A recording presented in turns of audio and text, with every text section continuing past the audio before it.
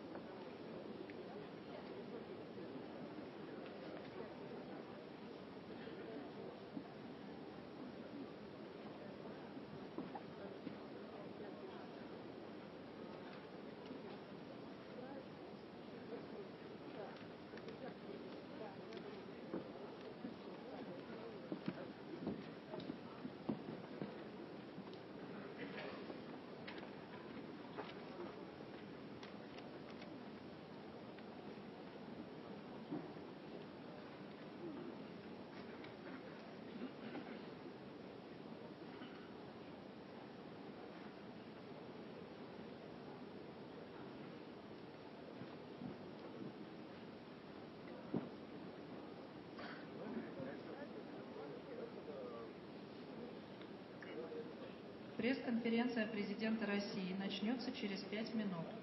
Выключите, пожалуйста, звук мобильных телефонов. Все сумки просьба опустить вниз за рабочие стулья.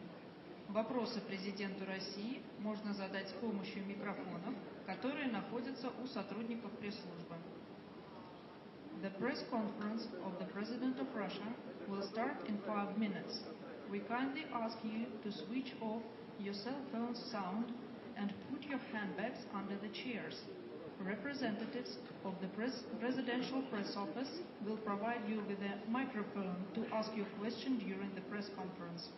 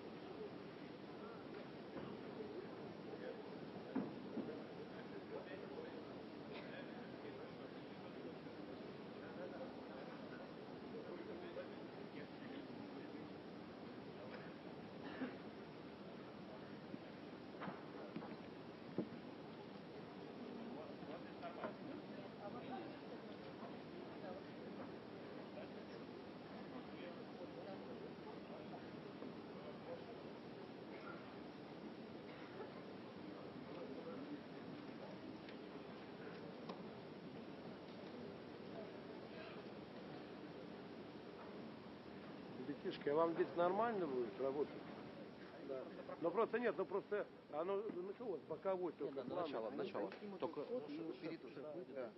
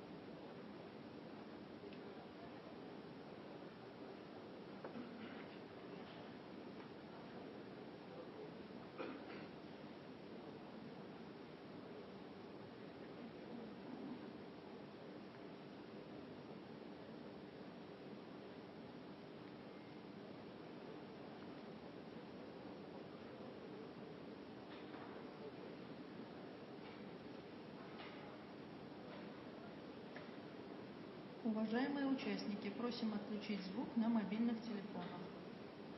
Dear participants, please switch off the sound of your mobile phones.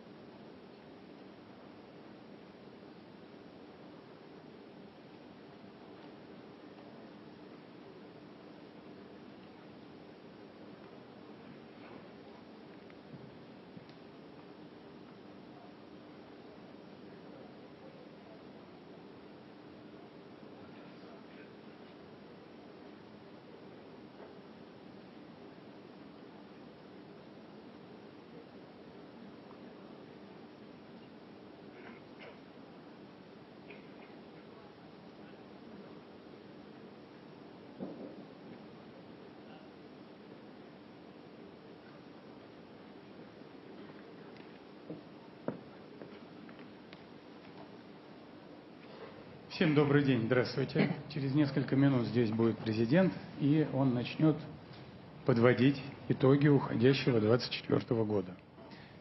2024, which is to conclude soon, will have a hybrid format of the phone-in and the press conference. Please be respectful of your colleagues when I direct a question to a media representative, and please be succinct and clear while asking so the President can answer as many questions as possible. The co-moderators of today's program are Alexandra Suvorova and Dmitry Kulko, who have done a great deal of effort, who have sifted through tens of thousands of questions and petitions from President. They know the public sentiment. They will work with President today, and they will help President outline the topics that are high on the agenda. So please, over to you. A very good morning. We're on air, the outcomes of the year with Vladímir Putin. You could have asked your question in several ways, and you can still do so till the end of the program. Can we keep receiving and processing messages? You can ask by phone 800 240 40. You can send an SMS or an MMS message 04040. You can ask questions via social media of Kontakty or Odnoklasniki, and there's a website moskva-putin.ru. You can also ask a question via that site. Now we have more than 2.2 million questions. 1.2 come from phone calls, 43 SMS messages, and 140 people ask their question on the website. And the number keeps growing, as we see in real time. There are some very curious numbers with respect to this format. Previously, we had a separate phone in, a separate press conference, and this hybrid format has been held for the third time. First of all, it started during COVID, and then it continued in 2023 and 2024. This hybrid format allows both media representatives and common people ask their questions. With respect to statistics, the maximum number of questions in 2015 was 2,250,000 questions. Now the number is lower, but this is probably due to the fact that there are some regional phone-ins, and governors cover part of the regional agenda. It's noteworthy that if we sum up all the time that Mr. President took to respond to questions, there would be more than 64 hours in total. Phone-ins from the regions, we've had them since the outset, since 2001, and today we will have some of them. Over the time span of the phone-in and the press conference, we've seen a lot of activity on the part of people sending questions, letters, and requests, and words of gratitude also. And now it's 19th of December, probably wishes or warm wishes with respect to the forthcoming new year are sent. We have selected some of the questions. Most of them are on welfare and social matters, on the special military operation, and there is a set of international topics also. So we begin.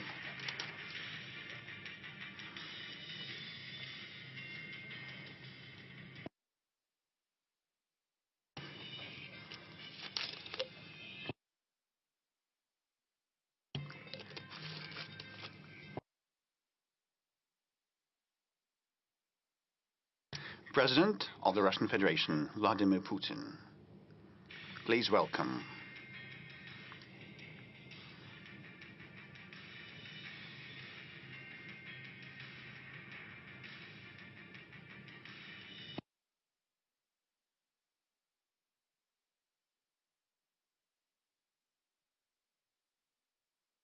So it's the third year while preparing this program and processing the questions. The volunteers of the All Russian People's Front have been participating in that, and now the veterans of the special military operation have also joined in throughout the 10 days since the phone calls have been received. They also have participated, but today the People's Front's work is not finished. After the broadcast, they will continue processing the questions and petitions so that no one is left behind. And let me note that while preparing for the outcomes of the year program, we have been able to resolve part of the issues by the volunteers together with the regional and local and federal authorities. There is one more feature typical of this year, a GigaChat AI software from Sberbank. And you already got to know that, yes. So GigaChat is a technology that helps decipher and convert sound to text, and definitely single out the main part of the gist of the petitions and the questions and you'll be able to see the main topics in this screen, and this virtual assistant will help us in the course of the program. But before we start asking the questions from the people and the mass media, just a general question on my part to begin with. We feel that the world has either gone crazy or is going mad. The conflict potential is soaring. The global economy is in a difficult, dire situation. How is Russia managing to keep afloat and keep growing? You know, when everything is calm and tranquil and stable, we're bored. Well, it's stagnation. We want some commotion. As soon as some commotion starts and we see bullets whistling and time flying rapidly, we get scared to our wits. Well, it's horrible. It's a great deal of horror. But, you know, it's actually not.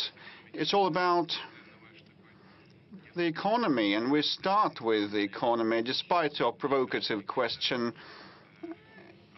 the economy underlies everything. It's the main foundation prescribing and determining the living standards of our people and the stability and the defensive capability. Everything is based on the economy. And the economic situation in this country, by and large, is normal, is stable. We keep advancing against all odds, despite external threats and attempts to impact us. Last year, the economic growth was at 3.6% in annualized terms, and this year it's going to be at 3.9 or even 4%. We'll have to double-check that, because at the end of the year, well, we will see some numbers, and we will recap in the first quarter 2025. And probably the level will even be 4%, meaning that over the 4 years, the economic growth amounted to about 8%. According to experts with whom I've exchanged opinions this morning,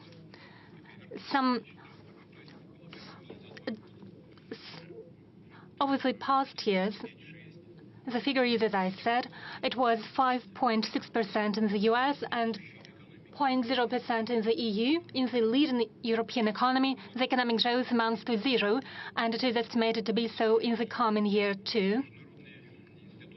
International financial institutions, economic institutions, placed Russia number 1 in Europe in terms of purchasing power parity, and it ranks number 4 in the world.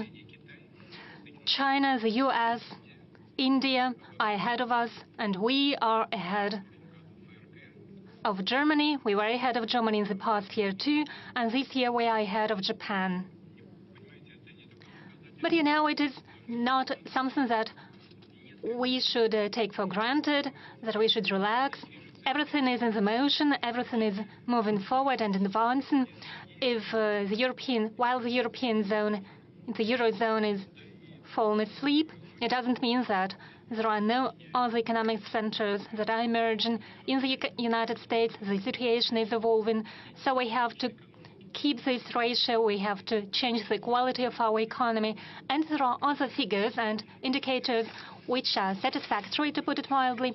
One of most serious figures and indicators for all economies of the world is the unemployment level, and it is at a record low in our country at 2.3%. It is unseen. It hasn't been seen before. It is number 1. Point 2. There is a growth in some industries. The industrial growth amounts to 4.4%, and processing industry is growing at a ratio of 8.1%. In some industries, some branches, the growth is even higher. Inflation rate is an alarming signal. While I was preparing for today's press conference, I spoke to the governor of central bank. According to Ms. Nabiulina, inflation is now at 9.3 9.9, but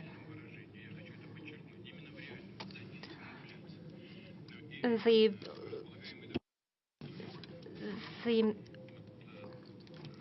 income of the population has grown too. So on the whole, the situation is stable.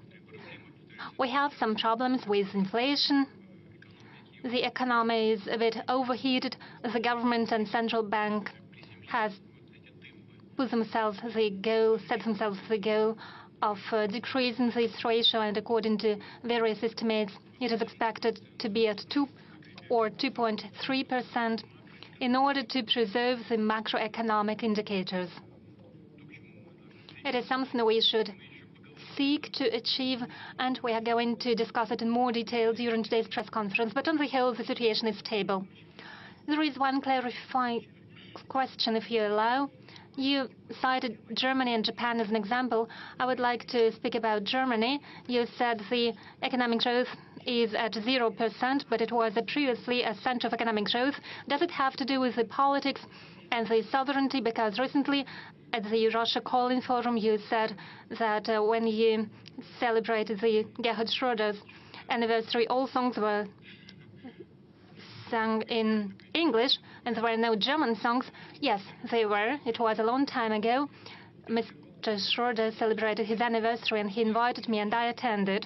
There was a small concert, and everyone sang songs in English, and I said even a choir of girls from Hanover presented songs in English, but there was one troupe that sang songs in German. It was the Cuban Cossack Corps.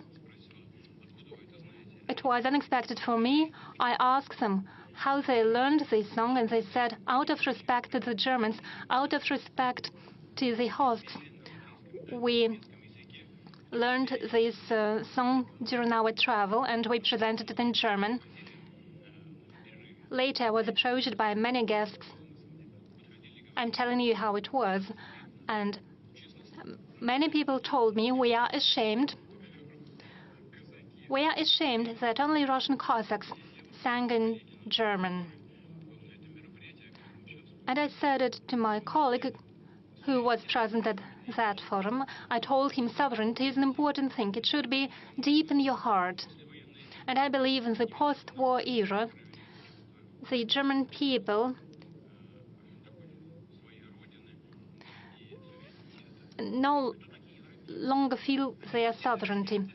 Who are Europeans? They are proud of being Europeans. But above all, they are French, German, Italian, Spanish, and only after that they are Europeans. But instead, they try to polish things, and in the end, you see it impacting everything, including economy. I mentioned the economic growth in our country, and largely it is a result of strengthening of our sovereignty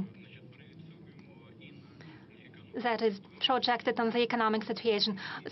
Many producers lost our market. Where does it bring us? Our industrialists started producing these same products. It necessitated various research, so we involved various institutions, including development institutions. And on the whole, it translated into the strengthening of our technological sovereignty.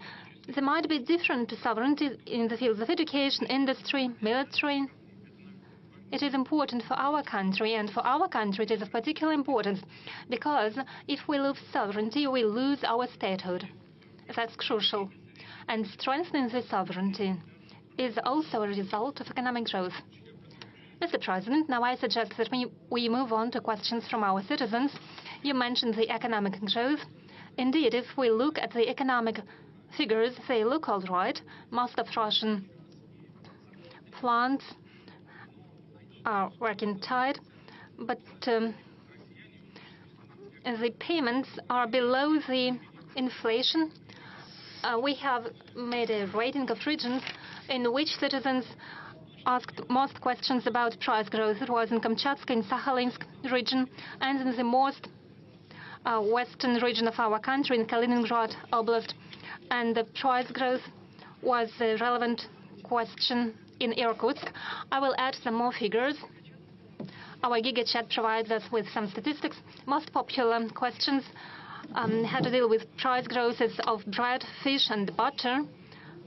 They also ask about growing fuel prices, and those are just a few question categories that we have seen. And according to Rosstat, the Russian statistics body, we see that fruit and vegetable prices have grown by 3.4% over the past week. In particular, cucumbers got 10% higher, and the price grew by 43% over the past 10 months since November. Those who are following our work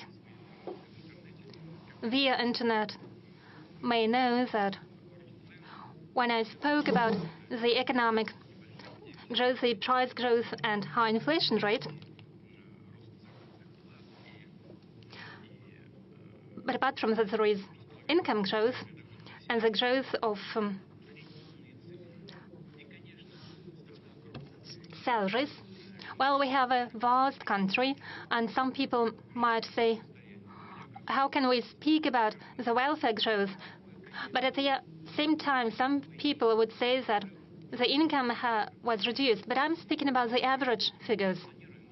When we plan something, we have to base on something, and we cannot base on anything else but average figures.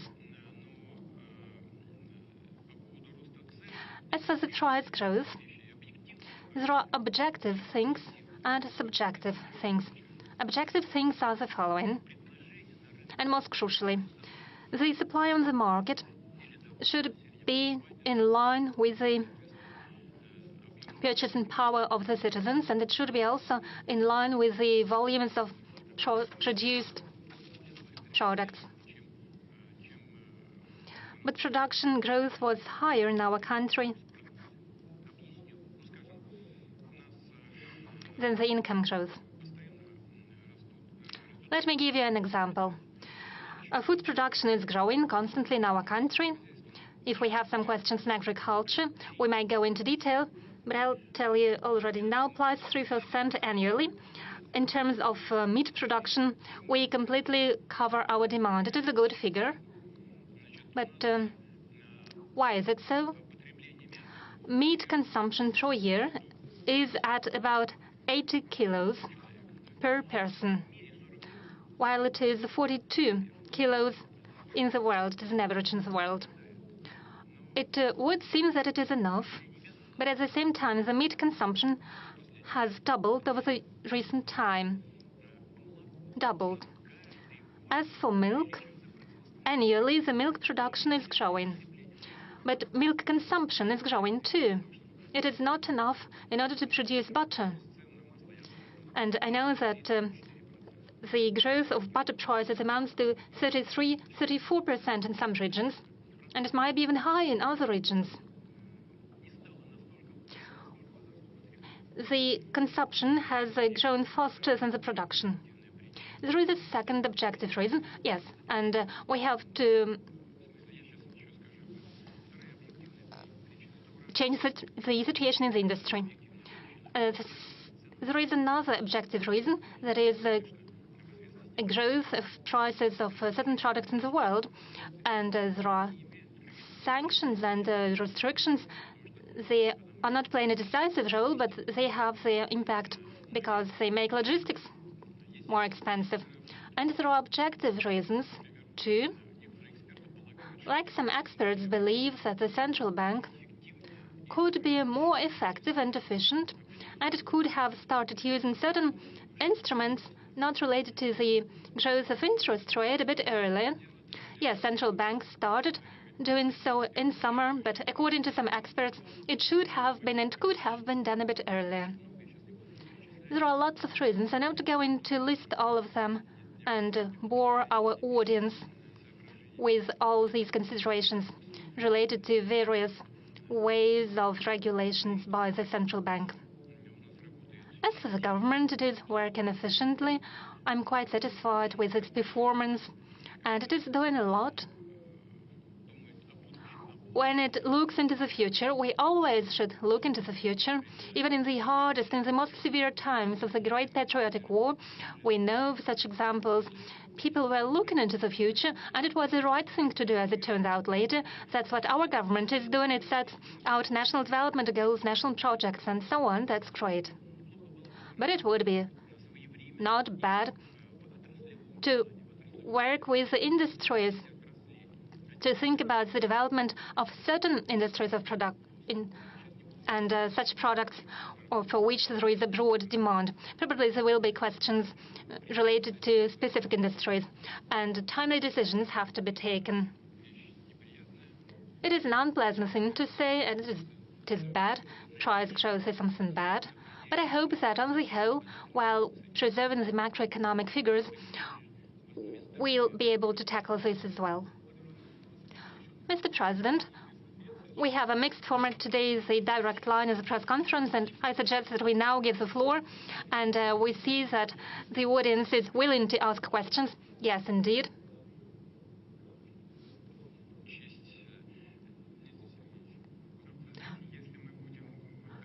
Mr. Peskov, well, if we do what you propose, it will mean disrespect to the others. What's your name, please? Alina Hasaeva, 15th region, North Ossetia. In today's realities, the human rights potential is a very important issue in North Caucasus. There are many educational institutions preparing military experts, particularly the North Caucasus Military Institute. It is a legendary institution. 7 alumni are heroes of the Soviet Union. Some of them are heroes of Russia. They continue to perform military tasks of our country. Anatoly Kulikov is one of alumni, and one of the most recent alumni is Sergei Hayrudinov. He became hero of Russia during the special military operation. Is it possible to revive this military institution that is so relevant and so important, not only in the North Caucasus, but in the whole Russia? Thank you, Alina, for this question. This is a very good question. Please don't be cross with Alina. Why? Because North Ossetia has always been at the forefront for Russia in this regard in the Caucasus. And throughout the times, it's proven to be useful in performing this high duty. And we know how the citizens of the Republic treat their motherland and their homeland. They have always defended the motherland. They have always performed this function nobly and with great success. You spoke about the decrease of the number of military vocational institutions. It's not about just closing it down in Ossetia. It's a thing that the network for military colleges in general, as the military specialists and the defense ministry thought it was out of proportion. There was no need for such a number of specialists for such an army as the Russian army, as it used to be.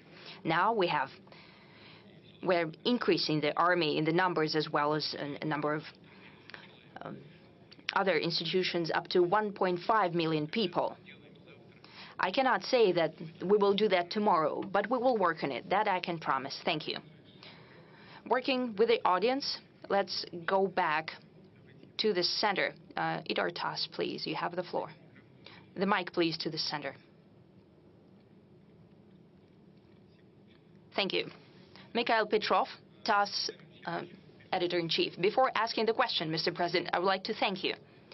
This year, TASS is celebrating 120 years. We're the oldest information agency of the country. This year, in August, you have signed a decree to award the Order of Honorable Labor to our institution, and I would like to thank you for this. This is a high evaluation of our work. Thank you. As for the question, I think it concerns everyone today, I guess. When, during the Great Patriotic War, TASS were relaying the information from the front, I think it happened the same way as our guys are now working in a special military operation zone. They're also worried about that. What is your take on the course of the special military operation that's that's been going on for 3 years now. Is the victory any closer now? Naturally, I have expected such questions. There are many of them. As for the incoming questions that were coming in the past days, and moreover, I would like to thank you for this. It gives us a chance to show what we're doing there, what's happening, and what our guys are doing at the line of engagement. You know, the servicemen that whom I talk to regularly, they're giving some souvenirs to me. They're giving me their shoulder patches and so on. There's sometimes weapons as a souvenir. And quite recently, the servicemen of 155th Marine Brigade gave me a copy of the military flag, a banner. And we'd like to ask, can we ask someone to help? Could you please come up here? Yes, please. And someone on this side as well. So I have a request for you. Please stand over there, and you over here. And please unfold the banner. On the other way around. The Marines of the Pacific Fleet, I took it with me for a reason. Number one, I wanted to thank the guys for this gift. Second, let's think that this is 155th Marine Brigade. Represents all military banners of our guys fighting right now for Russia, for the motherland, throughout the line of engagement. I have to say that the situation is changing drastically. You know it very well. I just wanted to confirm that. We see movement all along the front line every day. And as I have already said, it's not about moving 100 or 200 or 300 meters ahead. Our military men are regaining the territory by square kilometers every day. That's what I wanted to highlight. Why is it happening? First and foremost, throughout the last year, and this is a classic scenario of military warfare. First, the enemy is going at you, he's being defeated, he incurs losses in personnel and equipment, and then we start moving forward. That's what's happening. Warfare is complicated. Therefore, it's hard to think ahead and to foretell the future. But we are moving forward. And as I said, we're getting closer to solving our primary tasks that we have outlined at the beginning of the special military operation. As for our men and women in uniform, I will continue repeating that, because I have every reason to say that. They're acting as heroes. The capacity of our armed forces are increasing.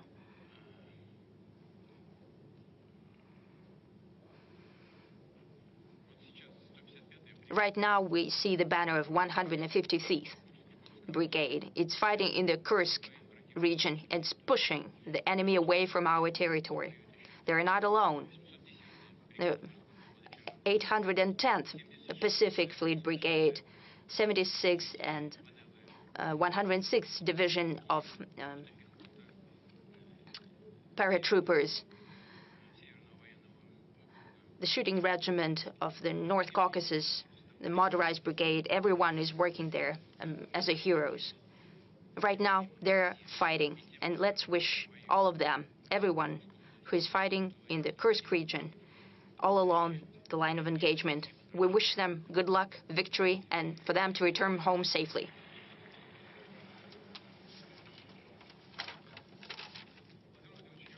Mr. President, I just came back from the Kursk region. Those units and brigades that you've mentioned right now are doing their sacred duty, freeing our territory. We've worked with them for several weeks. at the front line. We shot a video. 155th Brigade liberated several settlements, and we showed in our video that when the adversary has been pushed out of the settlement, he starts to shell that will artillery fire that very settlement. We traveled to Borki, Snagos, and Lubimovka, the liberated settlement. You can see that on the map. First, the houses have been intact, and now they're being destroyed, and people from the border regions have nowhere to return to. They have no homes. They're trying to rebuild their homes, but now I suggest we call Tatiana Ziborova. She's forced to live during a temporary settlement. Do you hear us, Tatiana? Your question to the President, please. Mr. President, good afternoon. I'm from the Kursk region, from Bolshe-Sedatsky region. I have a question from all citizens of the Kursk region. When our region will be liberated, when the Ukrainian army will be pushed far enough so they wouldn't even dare show their face to us, even look towards us, when can we go back to our houses or somewhere so we can live in our own homes? One more question. Will small villages be rebuilt, the villages that have been destroyed? Will the infrastructure be rebuilt there? And now the question from Bolshe-Sedatsky municipality. Will our citizens be put on the list of housing certificates? Because they are not issued to us right now because the Ukrainian army did not go there, so we're not listed as qualifying for the housing certificate. Madam Ziborova, no question here. I don't even want to name the specific date when the adversary will be pushed out. Right now, at this very minute, the fight is ongoing. The fighting is quite serious. It's not quite clear. It makes no military sense to enter of the Kursk region by, the Ukrainian armed forces, or to keep on staying there, sending as cannon fodder their best storm brigades and units. Still, this is happening. It is for sure that we'll get rid of them. But as for the specific date, I cannot name you the specific date, but there are certain plans, so I know the date. It is reported to me regularly, but say that by this very date, it would not be correct, because our servicemen can hear us right now. If I just name the date, in a day or two, they will try to deliver on that without regard for their own lives. A day or two would not have a great significance, but it is for sure that the adversary will be pushed out of there. And number two, will evaluate the detriment. And number three, everything will be rebuilt. There is no shadow of a doubt about it. We'll rebuild everything. The road network, communal infrastructure, social-oriented facilities, schools, kindergartens. We'll rebuild social clubs and, naturally, housing.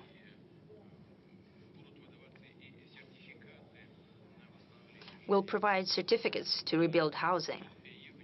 Those who want to move there, will help them out. Right now, we have allocated already, I think, about 108 billion rubles. The first tranche has already been delivered. The administration will be working throughout all of the holidays. They'll be meeting with people and solving the questions also regarding the housing certificates. There is nothing good about what's happening to you. People are suffering, they have losses and tremendous inconveniences, especially with children and so on, but we'll do everything. Please do not doubt, Madam Ziborova. We'll rebuild everything, and everyone who requires housing to be rebuilt, they'll be covered. Everyone will receive everything that they're bound to receive. And I truly expect that the new head of the region, who has been appointed to the Kursk region, he's an experienced person who knows how to work with people directly. That's why I appointed him there. He's been working at the State Duma for quite a while. He knows how to work with voters. He's good at it, and I'm sure that it will happen. He will work individually, case by case. Mr. President, our servicemen who right now are liberating the Kursk region do not have a status of the participant of the special military operation. Why? Because they're participants of the counterterrorism operation. It has an impact on the payments that they receive. We received several appeals, mainly by the wives of the servicemen. My husband is serving at an assault brigade in the Kursk region, and he's taken part. He received 42,000 rubles in November, though he's at the front line. Some servicemen did not receive payments for 3 months already, since they're in the counterterrorism zone, not in the special military operation zone. Yet another appeal. Kursk region servicemen received 25,000 per month, not 210,000 rubles as promised by the Defense Ministry contract. Can it be amended? Yes, it can and it must be. This is my shortcoming. This is unexpected for me. I know what is said here. Our servicemen who used to fight at different parts of the front line, they're participants of the military action, and if they have been moved to the Kursk region, they're bound to receive them. I think I'll check it. Possibly there used to be a category that was not at the line of engagement, and then they landed in the Kursk region. Possibly they were not certified as the category of participants of the special military operation. Honestly, I didn't even think about it. So, my apologies. All of that is going to be corrected. It's a pity that the Defense Ministry overlooked that because it's their responsibility, but we're going to sort this out and everyone is going to get everything they're entitled to. And the military who are performing their duty at the line of engagement will get everything. And we will recalculate everything retroactively. There should be no doubt about that. Yes, I know personally military who are waiting for that. I want them to hear me. Rest assured, and your families, rest assured that everything is going to be recalculated, everything that you're entitled to, everything you'll get. Mr. President, you said that the armed forces of Ukraine are basically sending their brigades as cannon fodder to the Kursk region, and we can see that. We see so many bodies of their military. They have abandoned, and there's a lot of NATO military equipment left there, Leopards and Abrams and Bradleys. So basically, Kursk region serves as the concentration, like a graveyard, the biggest in the world for NATO military equipment.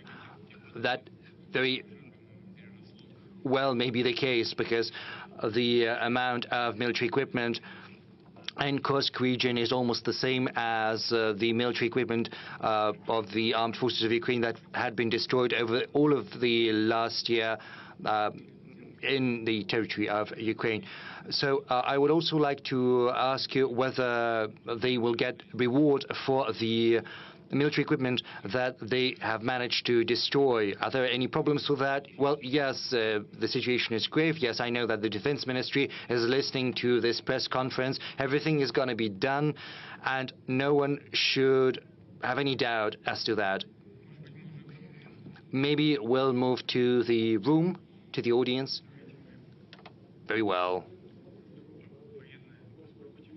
Since we're talking about the military sphere, let's go to Zvezda TV channel. Konstantin Kokoveshnikov, Zvezda TV channel.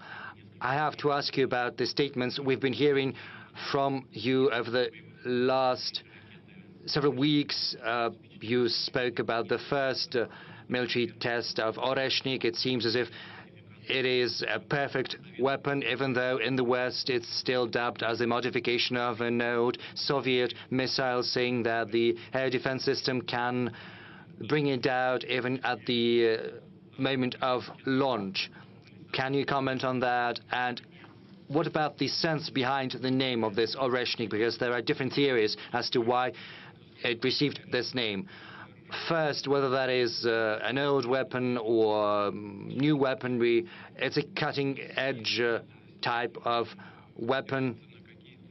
Of course, anything that is being done anywhere is based upon previous achievements, and then we make a step forward. And the same thing applies to Oreshnik. Yes, there were certain developments in the past, some of them dating back to the new Russian history, and based on that groundwork, our researchers and scientists have been thinking what else they can do. They talked to the client, namely the defense ministry, and it was even brought up to my level, and I weighed in on the final decision on whether this new missile has to be produced and in what volume. This is a new weaponry, short-range and intermediate-range missile. You said that several experts in the West believe that it can be easily intercepted and destroyed, especially at the moment of launch. What can I say to these experts? The thing is, there are different types of air defense systems, because you should know that there are Patriot air defense systems, which there are also THAAD systems. I don't know whether they have those in Ukraine. Maybe if Americans want, they can supply those systems. Let them. It's similar to our S-400, whereas the Patriot is more or less like S-300, whereas this new one, high altitude air defense system, is more or less like S-400. Let them do that, and we'll ask our guys in Ukraine to find some good solutions. Well, when I say our guys, I say that without irony, because there are those we can talk to in Ukraine, because there are many people in Ukraine who are dreaming of ridding their country of this neo-Nazi regime. But the thing is, THAAD is basically an anti-missile system, and for many years before we had been asking the Americans not to deploy those systems, otherwise we would have to find systems that would allow us to penetrate those systems. You know, we had to come up with the Vanguard system, which is kind of a cruise missile which follows the landscape without going too high. So basically all of that is only leading to new expenses, especially for American taxpayers, without giving anything in return. That said, this system has been developed and deployed. There are 2 positions in Romania and in Poland, and there are 24 anti-missiles deployed there. I think they're called Standard 3. In Romania, it's the 1B modification with a 300-kilometer range, and it can intercept missiles at 80 to 250 kilometers of altitude. In Poland, there is a newer modification. It can intercept as far as 1,000 kilometers and at the altitude of up to 500 kilometers, whereas Oreshnik is an intermediate range missile, and it's 1,000 up to 5,500 kilometers. That's the range of Oreshnik. Now, just imagine, our system is deployed 2,000 kilometers away. Even if the anti-missile is deployed in Poland, it's not going to be able to intercept. They say that the missile is very vulnerable at the launching stage, but they won't be able to intercept those missiles so far. Moreover, the launching sites are protected. Moreover, it takes time for the anti-missile to get to the missile, but it takes several seconds, and then it's too late to catch or to intercept it. So there is, before the separation, so there is no chance that the missile is going to be brought down by the anti-missiles. So if the experts in the West think so, well, let them come up with a proposal to us and to the US. They can suggest kind of a technological experiment, kind of a high-tech fighting duel of the 21st century. They can designate a target, say in Kiev. They can concentrate all of their air defense and anti-missile defense there, and we will strike it with a Reshnik, and we'll see what's going to happen. We are willing to conduct such an experiment. What about the other side? Are they ready? Well, we understand all of their anti-missile and anti-air defense systems are on high alert, they're ready, but you know, what I've just told you is what I have learned from our engineers, from our scientists. And of course, the American political leadership also get their information from their experts. So let's conduct this duel and look at the outcome. It's going to be interesting because it's going to be useful both to us and to the American side. And what about the name? Honestly, no idea, no clue. Well, let's ask some questions from the audience. Yes. Rossiyskaya Gazeta. Maybe you'll ask something about the peace. Rossiyskaya Gazeta. Mr. President, you have recently signed the amendments to the nuclear doctrine. Do you think the signal has been received and understood in the West? I don't know. You should ask them. I know what the amendments are. The doctrine is not new, but the amendments are somewhat new. I'll tell you about the key changes. We talk about the new emerging military threats that can turn into military threats, like the emergence of anti-missile systems and several other factors, and they're all named in the doctrine. We also speak about raising the responsibility of non-nuclear states that might participate in an aggression against the Russian Federation, together with those countries that are in possession of nuclear weapons. And if these countries, just like their allies, create any threat to Russia's sovereignty or to the very existence of Russia, then we believe we have the right to use our nuclear weapons against them. And there is another component, which is also related to managing our military arsenal. The fourth thing, we have made an announcement.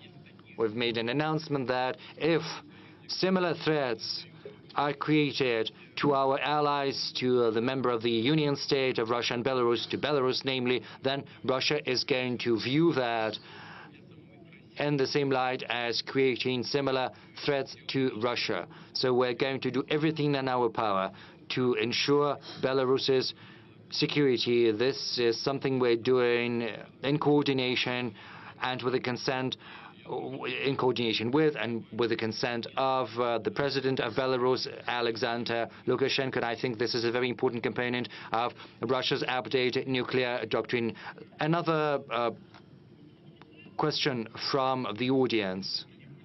Well, we have agreed not to shout out. Let's show some respect for one another. Yes, but before that, let's give the floor to the one who to the lady who wants to ask about the Arctic. Daria Shuchalnia, Republic newspaper. Thank you. for getting Rostislav Goldstein back to us, to our region, and he started working right away. He's a very good leader. Yes, he is very sensible, very reliable, and very consistent, and I hope that he's going to succeed. Thank you for sending him to us. My question then, in the Russian High North, in the Russian Far East, in the Republic of Komi, there are many settlements with a population of under 2,000 citizens, but unfortunately they are not entitled. They're not entitled to this program of building a cinema, and we know that some people want to stay in these settlements, but unfortunately there's not many opportunity for spending leisure time. Maybe some changes, some amendments could be made to the federal program so that the settlements of the Russian High North of under 2,000 people could still be entitled to this program.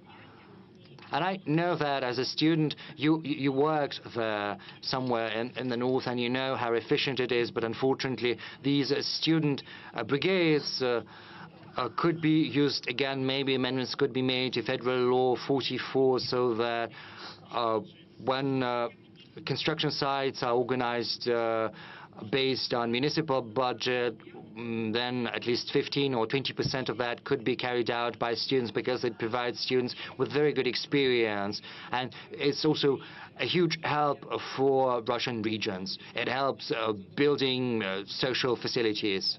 10% or 15%.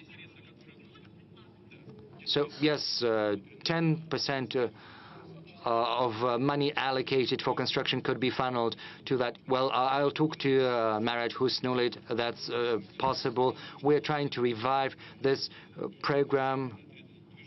I think this very movement has been revived right now, and this funding mechanism could be used. It's already in use, but I'll check it and I'll talk to Mr. Husnulit. Thank you.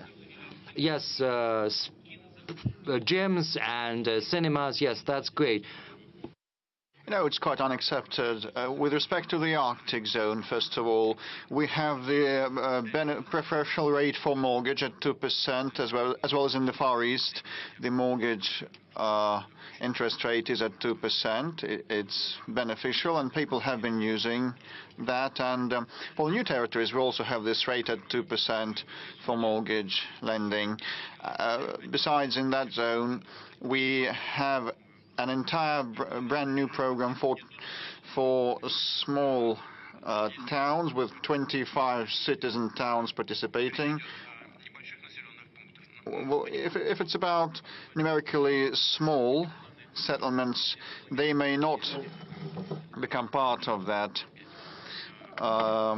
program of 25 cities, and we will try to figure out what we can do additionally for those small settlements in the Arctic zone, because most of them have a few residents, but we actually assumed that broadband internet was the main need. But you know, when it comes to movie theaters and movie hall, the atmosphere is different, and now we have lots of Russian patriotic high-quality films and movies.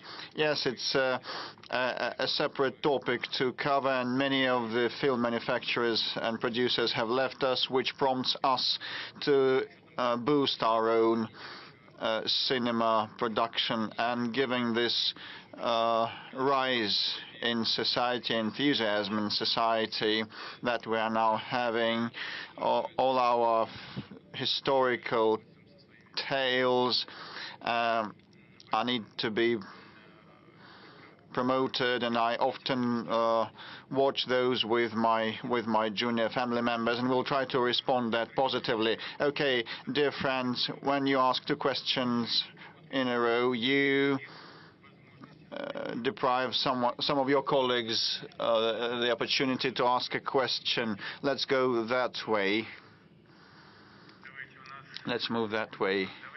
Well, let's see, Krasnoyarsk, probably, the city of Krasnoyarsk. Good day, Yenisei TV channel, Dmitry Novikov, Krasnoyarsk. Mr. President, you have called Krasnoyarsk to be the center of Russia. Now we are getting ready.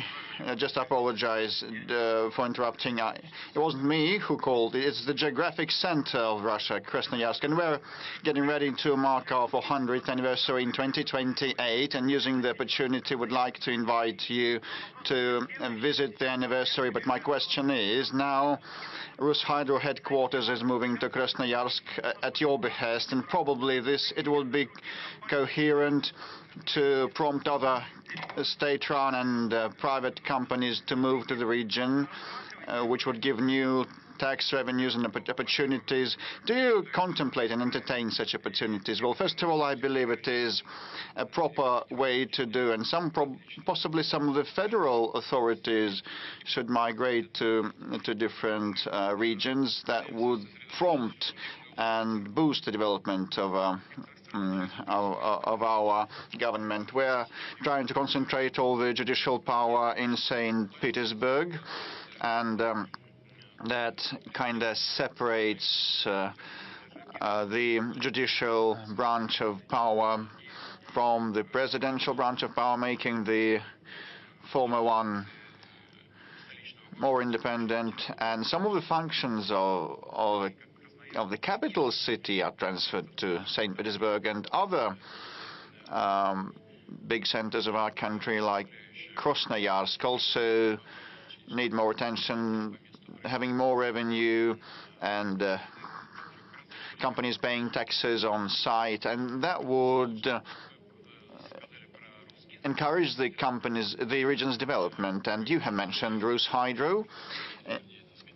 Indeed, when I blessed the future CEO Ukhmarin, I just asked him, will you be ready to move to Krasnoyarsk? Yes, and your wife, she would agree, but that takes time.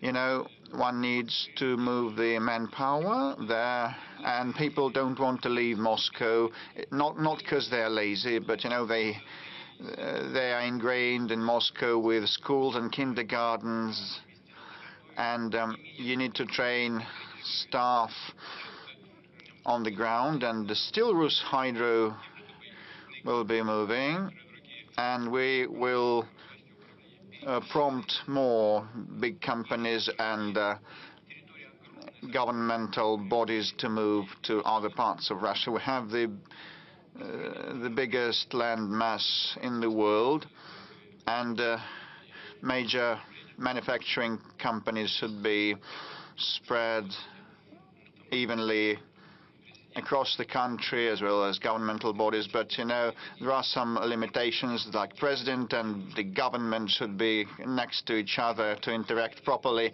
Yes, thank you for the invitation to visit Krasnoyarsk. Some of the businessmen suggested moving the capital to Krasnoyarsk.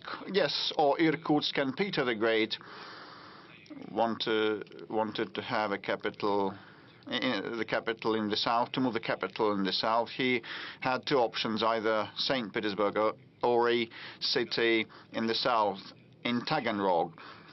Well, originally he wanted to install the empire's capital in Taganrog.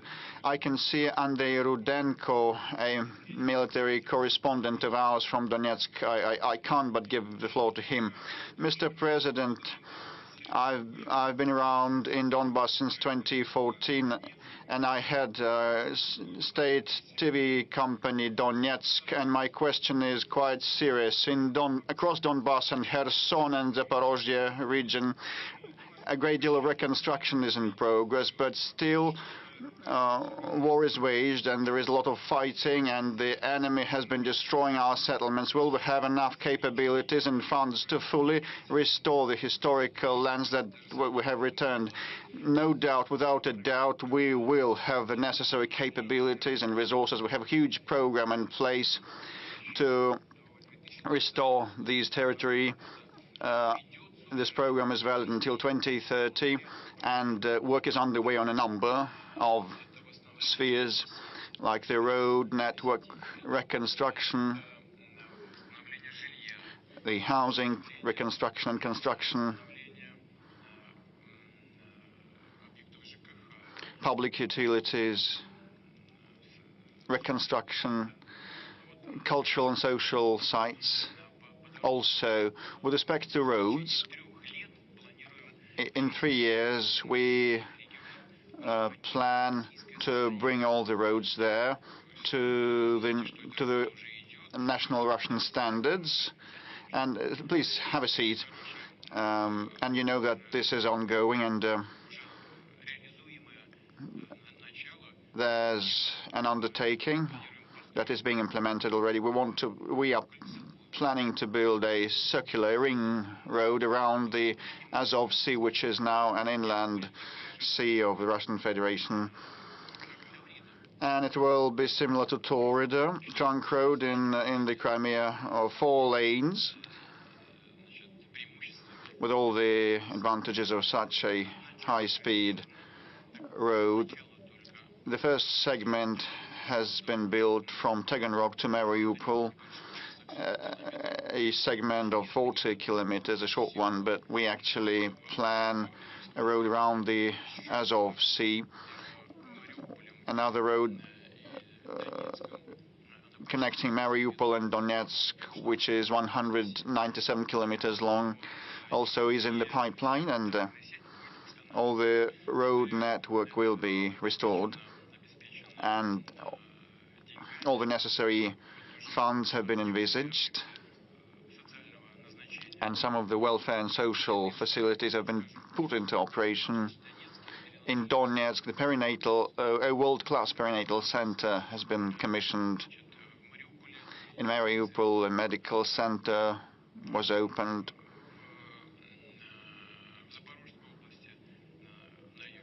In the south, in the Zaporozhye region, a children's clinical hospital is planned.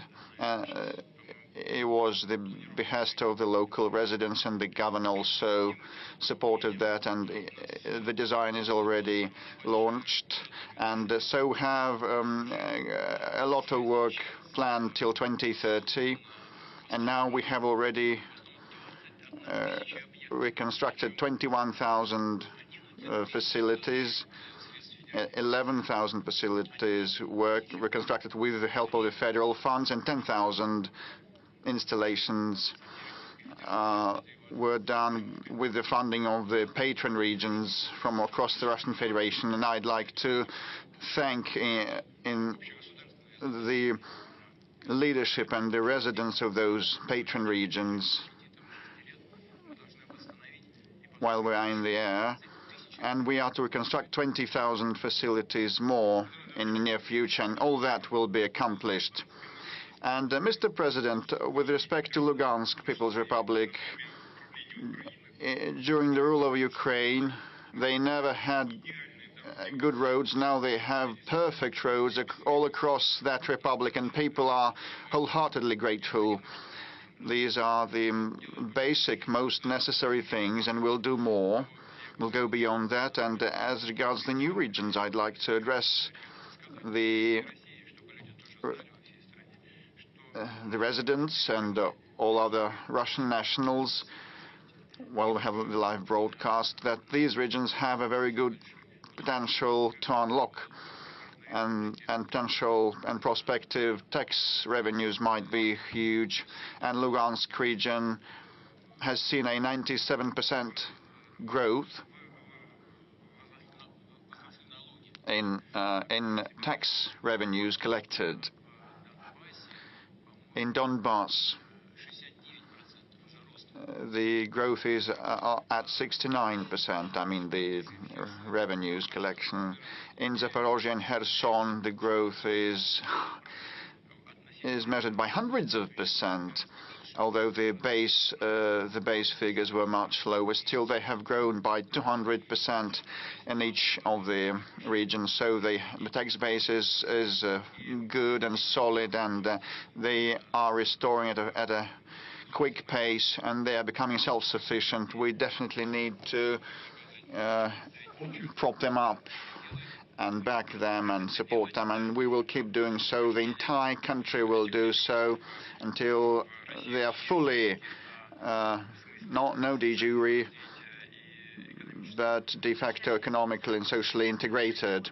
You are now speaking about taxes. Is it about tax collection? Yes, it's about tax collection. In these regions, I might be a bit mistaken in figures, but with respect to Donetsk, the growth has been at 79%. In Lugansk, they increased the tax revenues by 90-something%, and in Kherson and Zaporozhye regions, the growth of tax revenue collection was at around 2,000%, and the base levels were lower, but still they are growing faster. With respect to the new regions, lots of questions are coming from them, including on pension calculations and reckoning. The labor track record during the Ukrainian period is not taken into account, and they don't have the documents. And now a video address from a pensioner, Shepilov.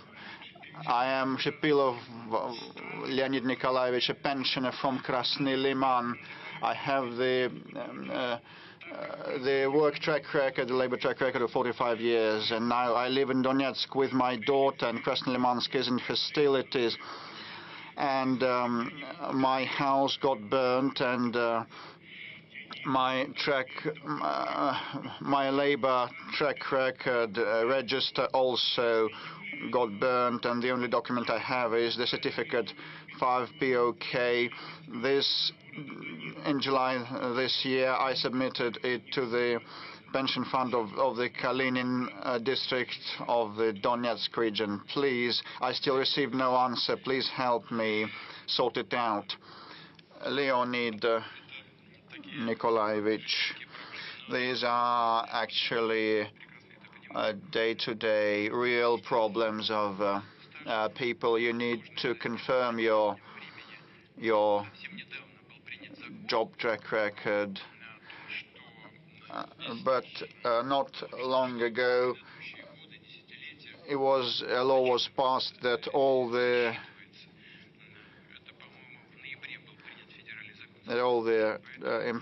time in employment, years of work, a work record will be taken into account. So the law is on your side.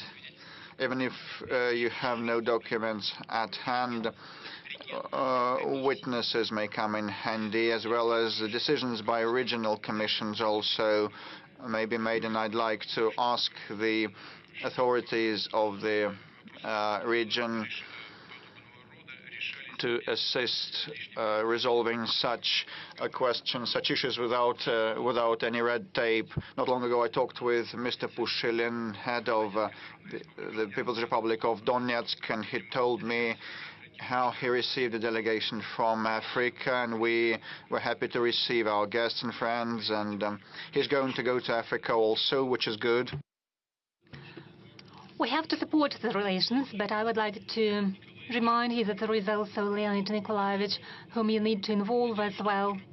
And I hope that intergovernmental commissions, or inter-regional commissions, interagency commissions will be operating efficiently. Again, there is now a federal law that was adopted a short time ago. There are lots of addresses about laws, documents. It's not about pensions, also about education and rights for property. But I already mentioned, these issues are governed by decisions of interagency commissions and so-called witness records. It's not about a judicial proceeding, but it's about obtaining authentic information from neighbors and so on. Housing is another important issue, and there are lots of calls and questions from Mariupol, from those who expected to receive a housing as compensation. I'll quote some of them. Mariupol needs assistance for housing construction. It was an SMS with such a text. Next, houses were constructed in spring, but we cannot move in until today, and there are lots of similar questions. Well, Mariupol is in the focus of our attention, and it is right, so it is a big city. Before the beginning of hostilities, it officially had about 430,000 residents. According to local authorities, even more residents lived there, over 470,000 people. About 3,000 family houses, block houses, were constructed. About 170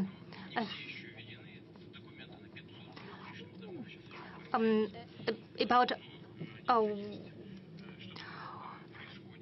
1,700 houses were destroyed, but the reconstruction is on the way. New houses are constructed too. Those that cannot be reconstructed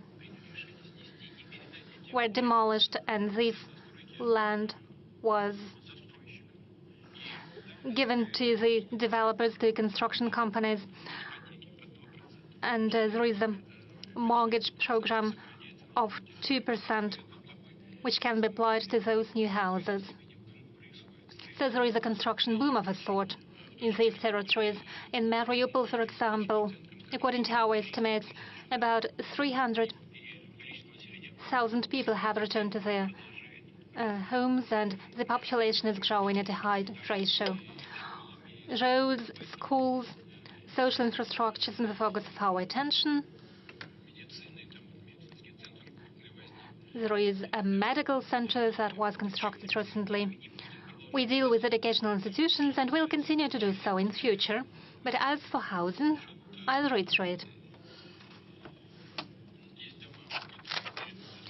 There are houses that were handed over to developers, but citizens, the residents, have the right to receive a housing at least close to the neighborhood they used to live before. If a new block house was constructed by a developer in this neighborhood, the person should receive an apartment close to the neighborhood where he or she was living. There are about 5,000 unattended apartments in the house, and they have to be redistributed among the citizens. Of course, some people are returning, but we have to regulate it and resolve these issues. But I can say for sure, all those who are entitled for compensation, all of them will receive it. If it's not the case, please appeal to regional authorities. There are centers for decision-making. They were established, if I'm not mistaken, it is located in Marata Street.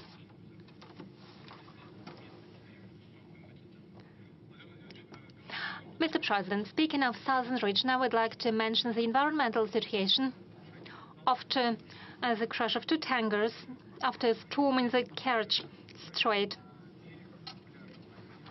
Oil products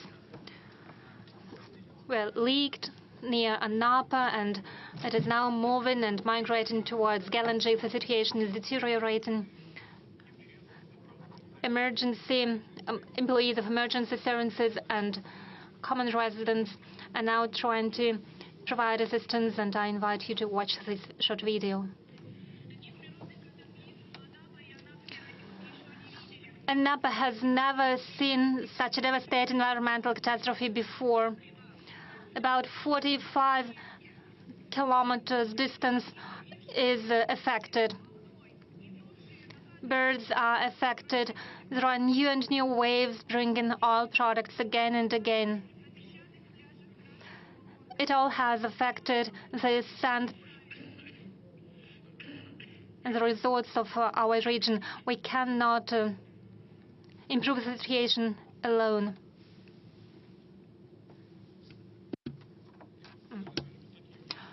Mr. President, those are horrible footages from our resorts. I know you have already given instructions to mitigate the situation. What else can be done? Well, it is an environmental disaster, it is obvious. Law enforcement agencies are dealing with the situation. According to the reports that I have received, captains of the vessels violated some rules as the weather conditions deteriorated. They should have anchored their vessels, but they didn't do so. But it is up to the Ministry of Transport and law enforcement agencies to look into this situation. Next point. I don't know what's happening right now, but yesterday the storm was ongoing and the working conditions were complicated. But apart from that,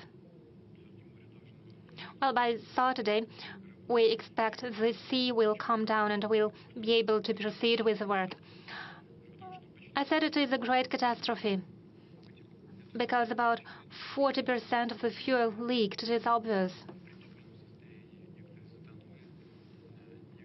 Some tankers are close to the shore, some are a bit further away, and we have to deal with them. Two different services, like the Ministry of Natural Resources, the Ministry of Transport, the Amercom, the Ministry of Emergency Situations, are involved. These works should be coordinated. I instruct the government to organize a working group. It is headed by Mr. Savelyev, Vice President in charge for transport issues, and all services are involved. Regularly, I receive reports with updates. We have to look into the situation. We'll have to assess the condition of the tankers, and we'll have to think of what to do with them in the next future. This problem should be, the works have to be conducted on several stages. First, we have to localize the leaked fuel. At the next stage, we need to remove the fuel that we see on the shore. Yesterday, or the day yesterday, Governor Kondratiev told me he established a group of about 4,000 people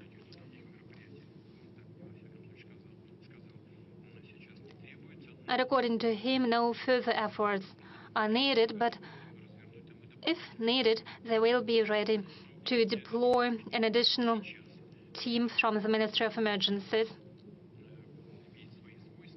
The fuel, the oil fuel, has certain properties under certain temperatures. It is solid material, and it should be removed from the shores as such. But in May, parts of this material have sunk already, and when the temperatures grow, this fuel can surface up. So already now we have to be prepared for the temperature rise in the water, and already now we have to think about what we'll do in future in spring, and we'll have to think of bringing the tankers up to the surface. We have to organize this work. It will take time and effort, and we'll have to devise a project for removing these tankers with the fuel. The government is involved, and I hope that we'll lose no time. Let's take some questions from the audience. Mr. President, if you don't mind, I see a U.S. journalist. You have the floor, please. NBC. Just in the middle of this sector.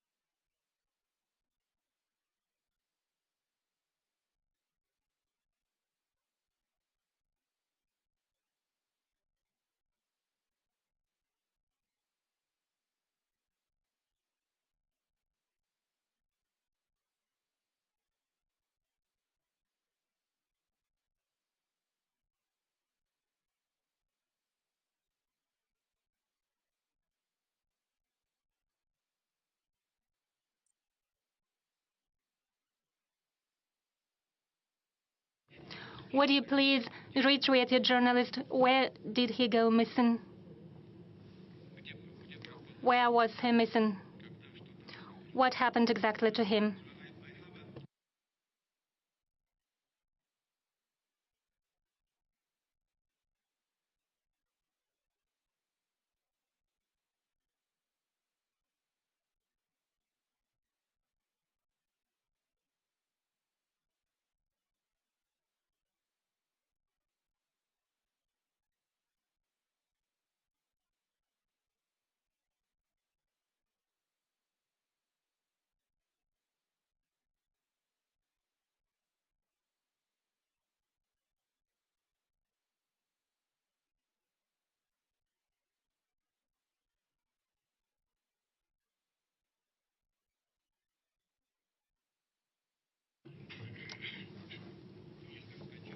I see.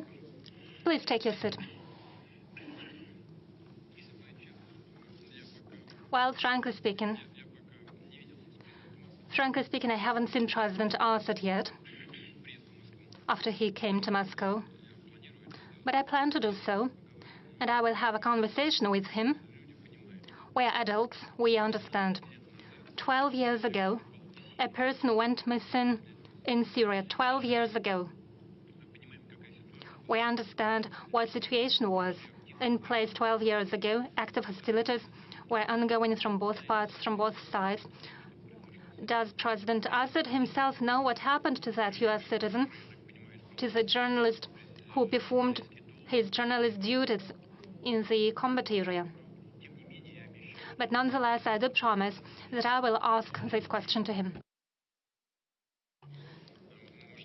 We can ask the same question to those people who are controlling the situation on the ground in Syria today. You asked what we can offer, or I can offer, to the president-elect Trump when we meet. I do not know when we are going to meet, because he does not speak about that. I haven't spoken to him for more than 4 years now. I am prepared for that conversation at any time. I will be prepared to hold a meeting as well, if he so desires.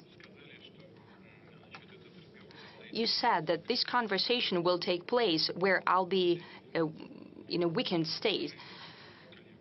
Dear colleague, well, I'm saying dear and distinguished colleague, because though despite all persecutions of our media, Russian media, you are allowed to work here freely. Isn't that good already? To you and to the people who pay your salary in the United States, we'd really like for Russia to be in a weakened state. I'm of a different opinion. I think that Russia became much stronger over the past 2 or 3 years. Why? Because we are becoming a truly sovereign country. We are largely independent of any country. We're prepared to stand our own in terms of economy. As for the economic growth rate, I have already spoken. We're strengthening our defense capacity. Our combat readiness of the armed forces today, and I'm speaking very confidently here, is at the highest, is ranked the highest in the world. The same applies to our defense industry. We're increasing the production of everything that's necessary for the army and the fleet, both for today and for tomorrow.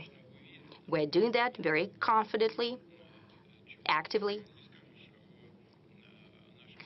The same cannot be said about our adversaries. We already spoke about the success of our armed forces. This happens largely due to the increase in production of defense industry, in the output of defense industry of Russia. As I have said, we're doing that confidently and in a streamlined fashion.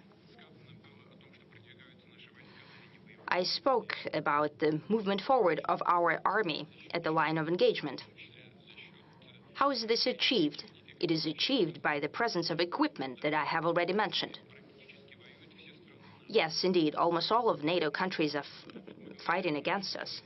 We spoke about our inflation rate, but what's happening over there? One shell of 155 millimeters. It used to cost, a year ago, about 2,000 euro. Now it costs 8,000 euros. The price has increased fourfold. If the hostilities continue at the same tempo, not only 2% of the budget for defense, which was always done at the insistence of the President-elect Trump, will be enough for NATO countries. Even 3% won't be enough.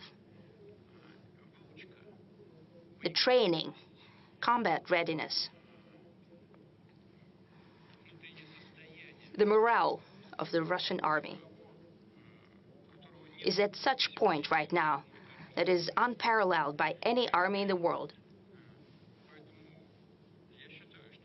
Therefore, I believe that to a great extent, Russia today is in such a state that we have been trying to achieve. It has become stronger. It has become a truly sovereign country. And will make decisions without taking anyone's opinion into account, will follow only our national interests. You mentioned Syria. Well, you and those who pay your salary would like to present everything that's happening in Syria as a shortcoming or a defeat of Russia. I'd like to assure you that is not so. And I'll tell you why. We have come to Syria 10 years ago. So in order to prevent the creation of a terroristic enclave, the likes of which we have seen in the other countries, for example, in Afghanistan, in general, we have achieved our goal. Even those groups that used to fight with the Assad regime, with the governmental forces, they have evolved as well. It is for a reason that today many European countries and the United States would like to establish relations with them. If they are a terrorist organization, how come you're trying to do that? Then that means that they have changed. That means that to a certain extent, our goal has been achieved. We did not have ground troops in Syria. They simply were not there. We have 2 military bases there, an air base and a naval base. The ground operation consisted of the troops of the Syria itself and of some, and it's an open secret, of certain pro-Iranian paramilitary forces. We have returned the troops of the Special Operation Forces. We have withdrawn them from there. But what was happening at the time?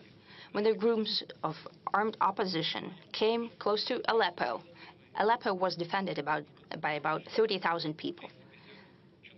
350 fighters entered the city. The governmental troops, as well as so-called pro-Iranian units, have left the city without fighting. They've blown up their positions and just left. The same happened with some exemptions. There were some hostilities there, but the same happened all around Syria. Previously, our Iranian friends used to ask us to provide transportation for their units in Syria. Now they've asked to withdraw their units. We have transported out 4,000 Iranian fighters to Tehran from Khmeimim base. A part of so-called pro-Iranian units left without fighting to Lebanon, part of them to Iraq. Today, the situation is quite complicated if we're talking about Syria. We expect and hope that the peace and calm will come there. We have established relations with all groups that control the situation on the ground and with all countries in the region. And the majority of them are telling us that they have an interest for our military bases in Syria to remain in place. We need to think about it because we need to decide for ourselves What will be the relations, our relations, with those forces that are controlling the situation right now and then who are going to control it in the future? Our interests should coincide. If we are to stay there, we must be doing something in the interest of the side who's doing there. What would be such interest? What could we do for them? This is a question that requires accurate and painstaking working through. But now, even now, we can do something using these bases as well. And we have proposed that to our partners already. Those partners who are on the territory of Syria and in the neighboring countries. We have proposed that we can use the air base of Khmeimim to deliver humanitarian aid to Syria. This was accepted with an understanding and with desire to organize this joint work. The same applies to the Tartus naval base. Whoever would like to present Russia as a weakened, and as you're an American, I would like to remind you of a well-known writer and a person who said at a certain time, "The rumors of my death are much exaggerated."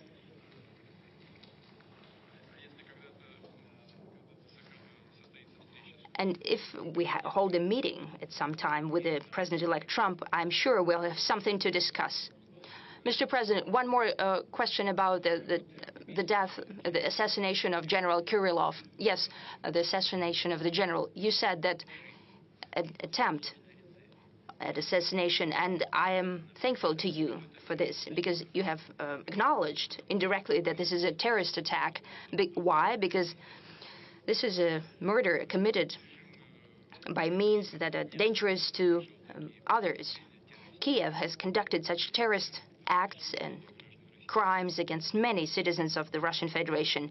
Right now in Kursk, when they're shooting civilians, I mean the Kursk region, and done at the territory in other regions, your colleagues were killed. Terrorist attacks against journalists were conducted as well.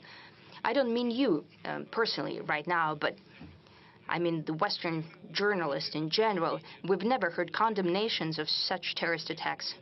So I'm thankful to you right now that at the very least you have remembered that.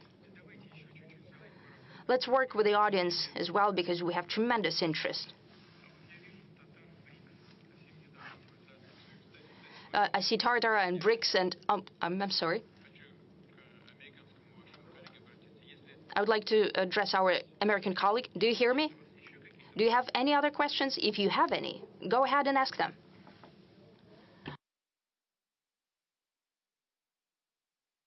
Are we going back to Kazan or not?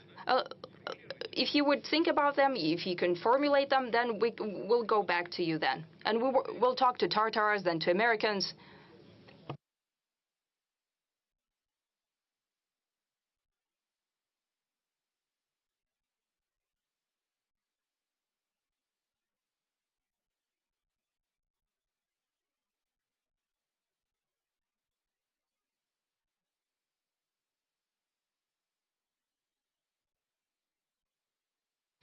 Yes, sorry that I've missed this part of your question. This is a very important part of your question. The politics is the art of compromise, and we have always said that we're prepared for negotiations and compromises. But the other side, the adversary, has refused to hold negotiations. But we're always prepared for that. And the result of such negotiations is always a compromise. We have achieved an agreement, in essence, in Istanbul at the end of 2022. And I'm saying it for the 100th time now. The Ukrainian side has initialed the document. That means that in general, they were in agreement with it. But, well, they went back on their position. Well, it's clear why they did it, because your ally, Mr. President, Prime Minister Johnson, with a great hair, a person with great hair, traveled there, and he said that they need to fight to the last Ukrainian. That's what they're doing now. They're running out of Ukrainians who would like to fight. I don't think there are any left. We're prepared. But the other side must be prepared as well, to negotiate and to compromise.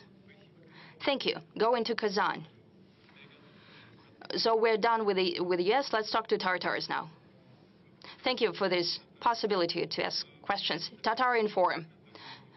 BRICS after Kazan summit has reached an unparalleled level. It's hard for me to remember such a gathering in Moscow.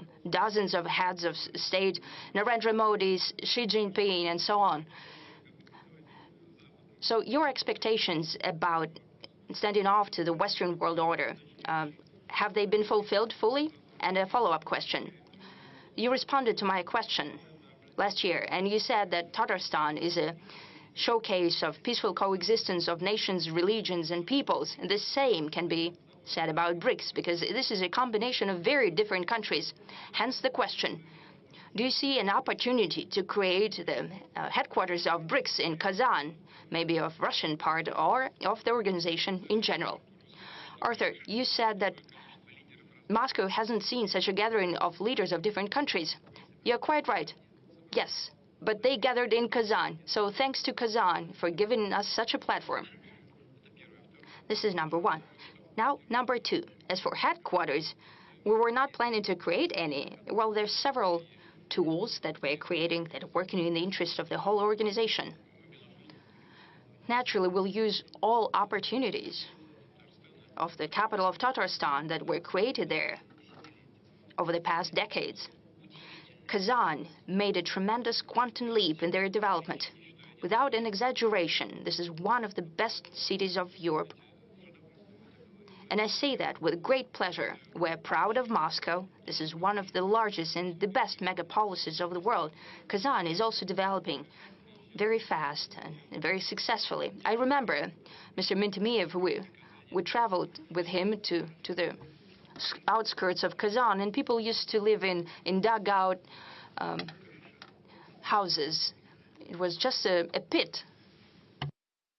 But I have to say right now that it's all so clean and wonderful and nice and beautiful. And right now the city is all but transformed. It's a wonderful city. It has built a subway system. I spoke to the previous leader about that, and the new leader has taken up the baton, working very actively. Kazan is home to talented people. There are people of different ethnic groups, of different backgrounds, who live in peace and in accord with one another, having respect for the traditions of one another, visiting one another during religious festivities. You're doing a great job.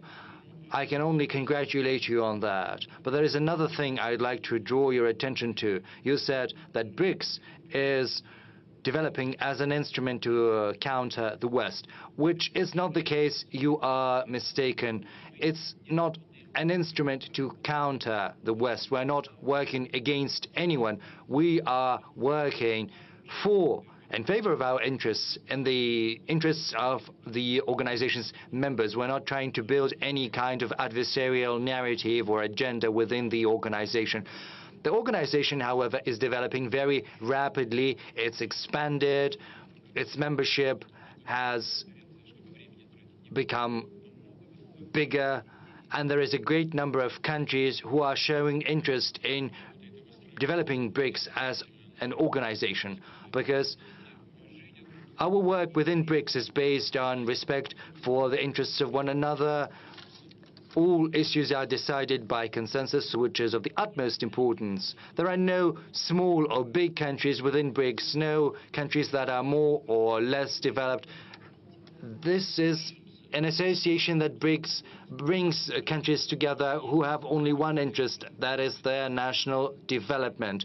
We are using the existing tools and creating new ones to achieve better economic growth, to reconfigure our economic structure, to make sure that BRICS is at the helm of this forward movement.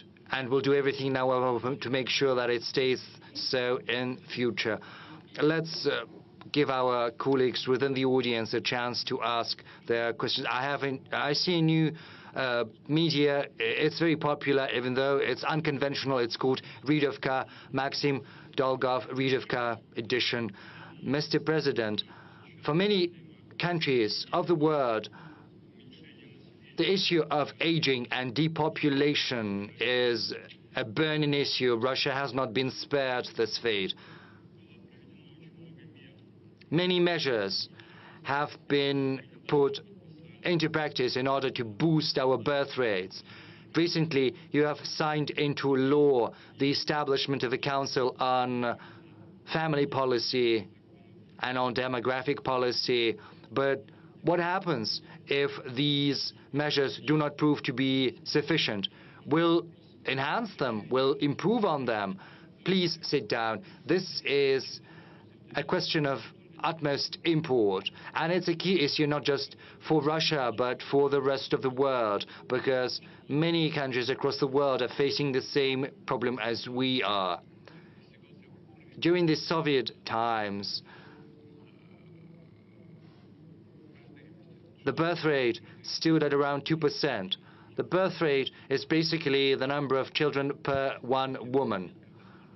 During the Soviet times, there was a 2% growth at a certain point in time.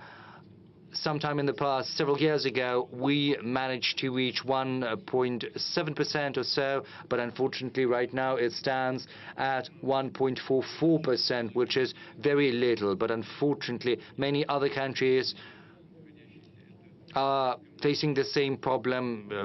Neighboring countries like Finland, I think it's even less.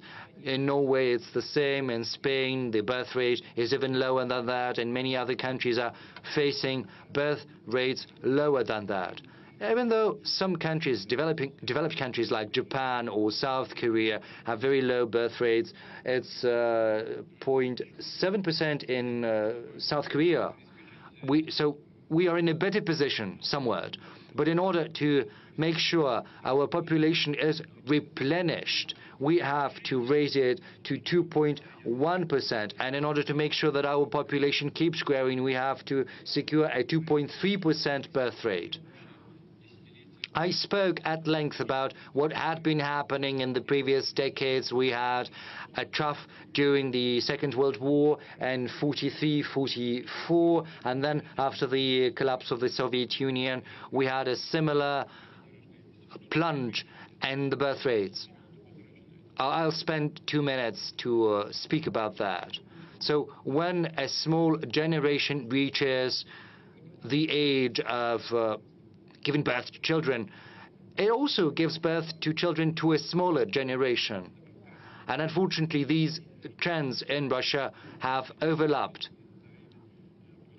The trough after the Second World War, and then the plunge at the top after the disintegration of the Soviet Union. So it's kind of a sign line. And unfortunately, we had a 30% plunge of women who are capable of giving birth, who are in this age. And we need more girls, more women. What are we doing to rectify this situation? We have put forth a whole program dedicated to this issue. We are improving the instruments, enhancing them all the time, year in, year out. There are certain tweaks and changes. We have the allowance to families with children, which is an efficient instrument. We are paying this allowance starting from the pregnancy, and by the time the children reach the age of majority, that is 18 years. And more than 10 million children are getting this allowance, and around 320,000 pregnant women. Secondly, we have a unique instrument we have come up with, which is unique in the world. That is the maternity capital, which we are always refunding and rebuilding. We're also keeping the instrument of family mortgage at 6%.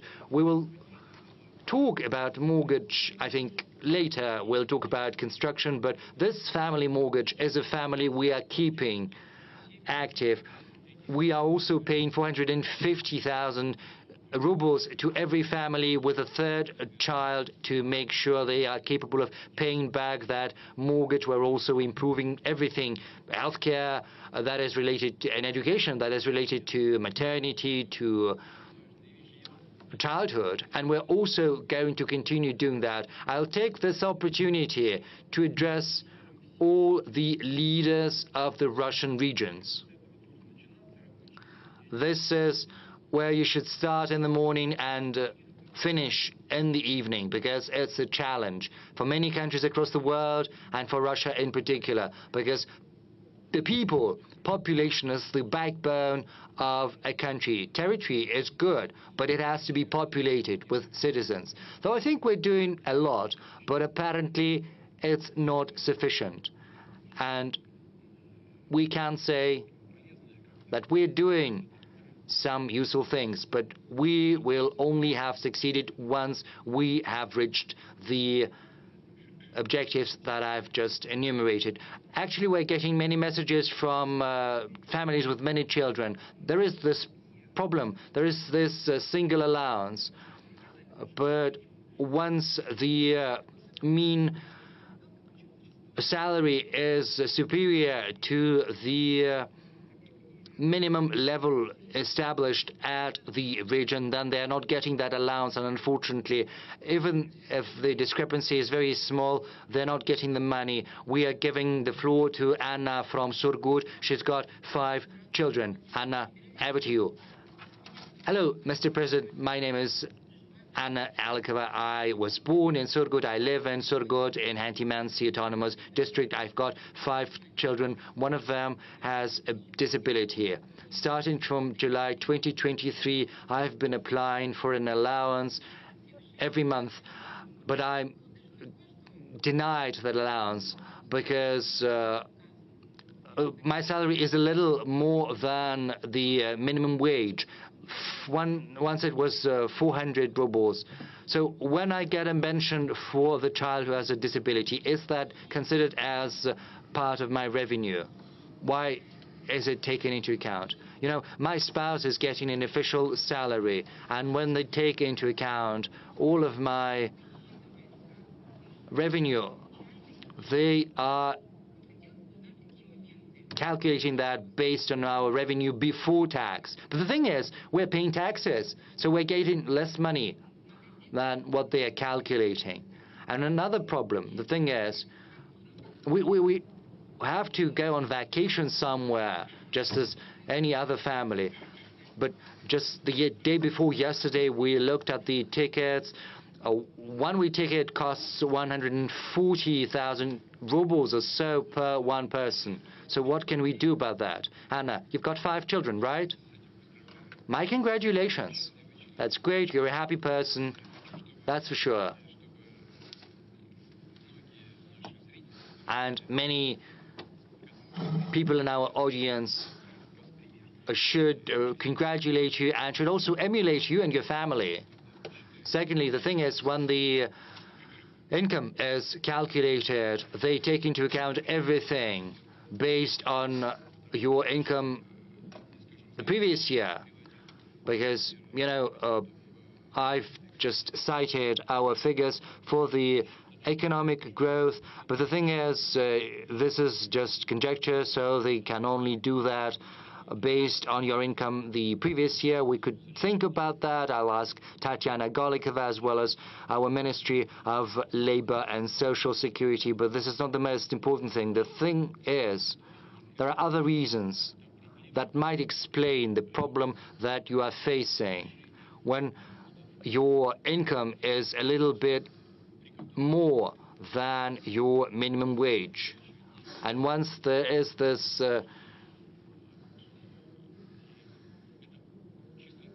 discrepancy, then you're not gonna get the allowance. This is a very formal approach. We were thinking about how to avoid this similar situation, the one your family is facing, and we have a solution. We have to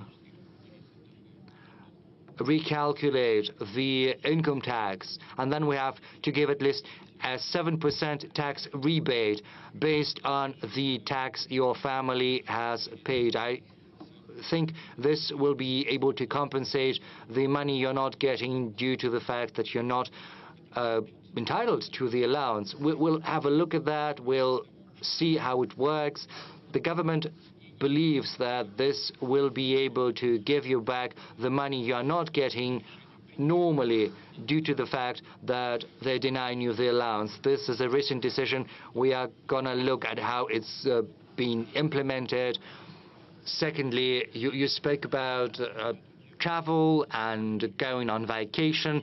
We know about the problem. I've spoken to the leaders and to the heads of the industry. You know, our aviation industry is very stable. Last year it was 105 million passengers. This year it's going to be 111 million passengers that have used air transport. So we are coming up with a solution. There are going to be benefits provided to children with to families with many children. There has to be a 50% discount or so.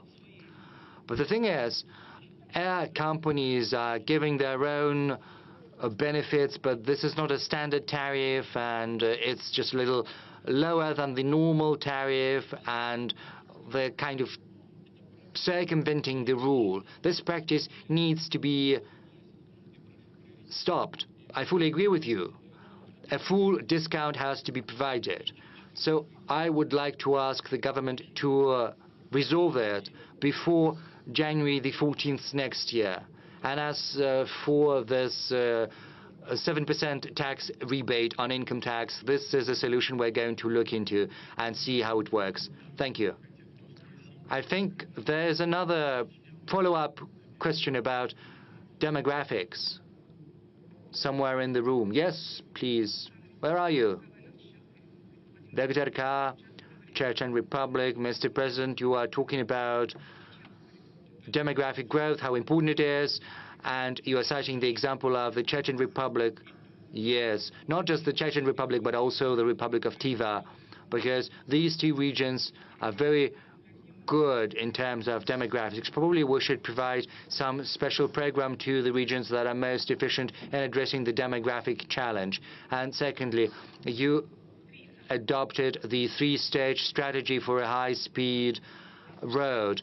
Last year, the third stage is Moscow-Adler, and many experts believe that if Grozny and Makhachkala are included into this road, then this direction is going to be more efficient. Thank you for the question.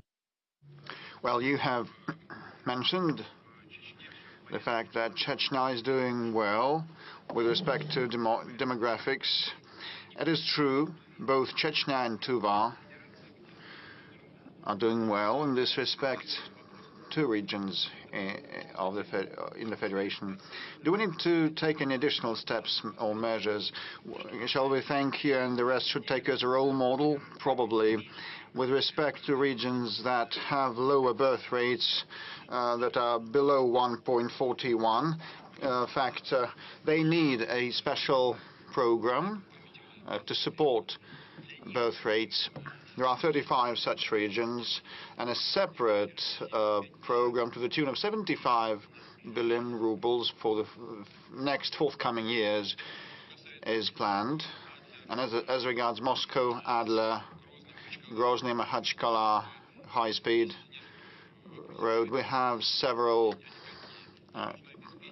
issues to resolve. We need to resolve the Black Sea passage and the entrance to Sochi, the exit to Sochi from that road, and eliminate the traffic congestion in the vicinity of Adler.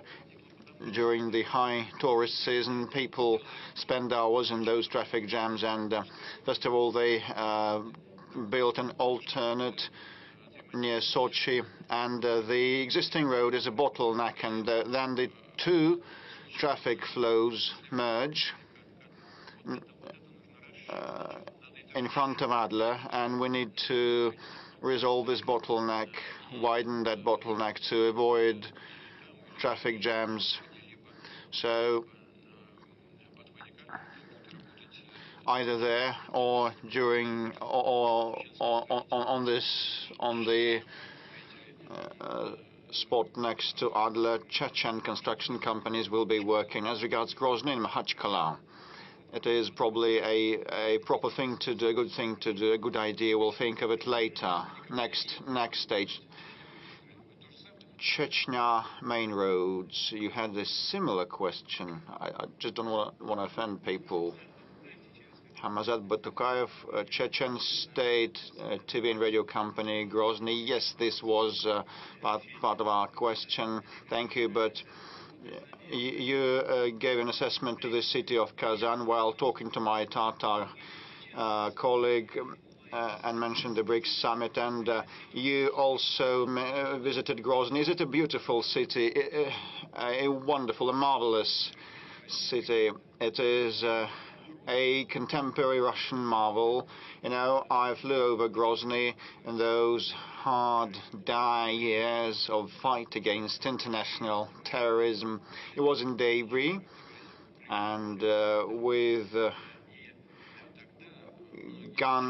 machine gun firing, and many people thought of moving the regional capital to Gudermes, but the first president and the incumbent president said no, because Grozny is the traditional capital for the Chechen people, and we will restore it. So the results since then are marvelous, and this is the merit of the incumbent president, and the entire Chechen people is credited. Also, their hard-working character, and look at the mosque, spectacular architectural edifices and forms. We take pride, we cannot but take pride in what has been done in Chechnya and Grozny over the past years. Congratulations on that. Thank you, Mr. President. I recall your words when you were at the mosque talking to the Mufti, and you said that the Islam and the Orthodox Christianity, all the conventional faiths, have one single root, moral root. And let me ask a question about the Russian Special Troops University. It now has your name. It's named after the commander-in-chief. What is your take on that university, on that visit? Well, I think it is very useful, very instrumental, and Russian Guard forces have been using that, and fighters from across the country are trained there, and some of the fighters that are now in the conflict zone from Chechnya and from many other regions, they were trained in that center, which plays a pivotal role in enhancing the defensive capability of the entire nation. Okay, I can see our Chinese friends from Xinhua agency wishing to ask a question. Mr. President, good day. My name is Huan He. I represent Xinhua News Agency. So glad to ask a question today, to be able to ask a question. I have two questions. The first one, what is your take on the current state of the development of the Chinese-Russian relations? Will you tell us about the main outcomes of the cooperation between our countries? And my second question, next year, China and Russia will mark 80th anniversary of the victory in World War II, and 80th anniversary since the United Nations were founded. According to your opinion, what is the role of interaction and coordination between China and Russia in maintaining global strategic stability and international justice? Thank you very much. Well, we speak a lot about the bilateral interaction of China and Russia. Next year will mark 75th anniversary since the diplomatic ties were established. Over the past years, a lot happened, and we've gone through a lot together. And in the recent decades, the level and the standards, the quality of our relations have reached an unprecedented level, never seen in our history before. I'll mention the economic component, but this is built on mutual trust and confidence. All that we do and the way we act is built upon full trust and confidence on both sides. We do nothing that would run counter to our interests, and we have been acting in the interests of the Chinese people and the Russian people.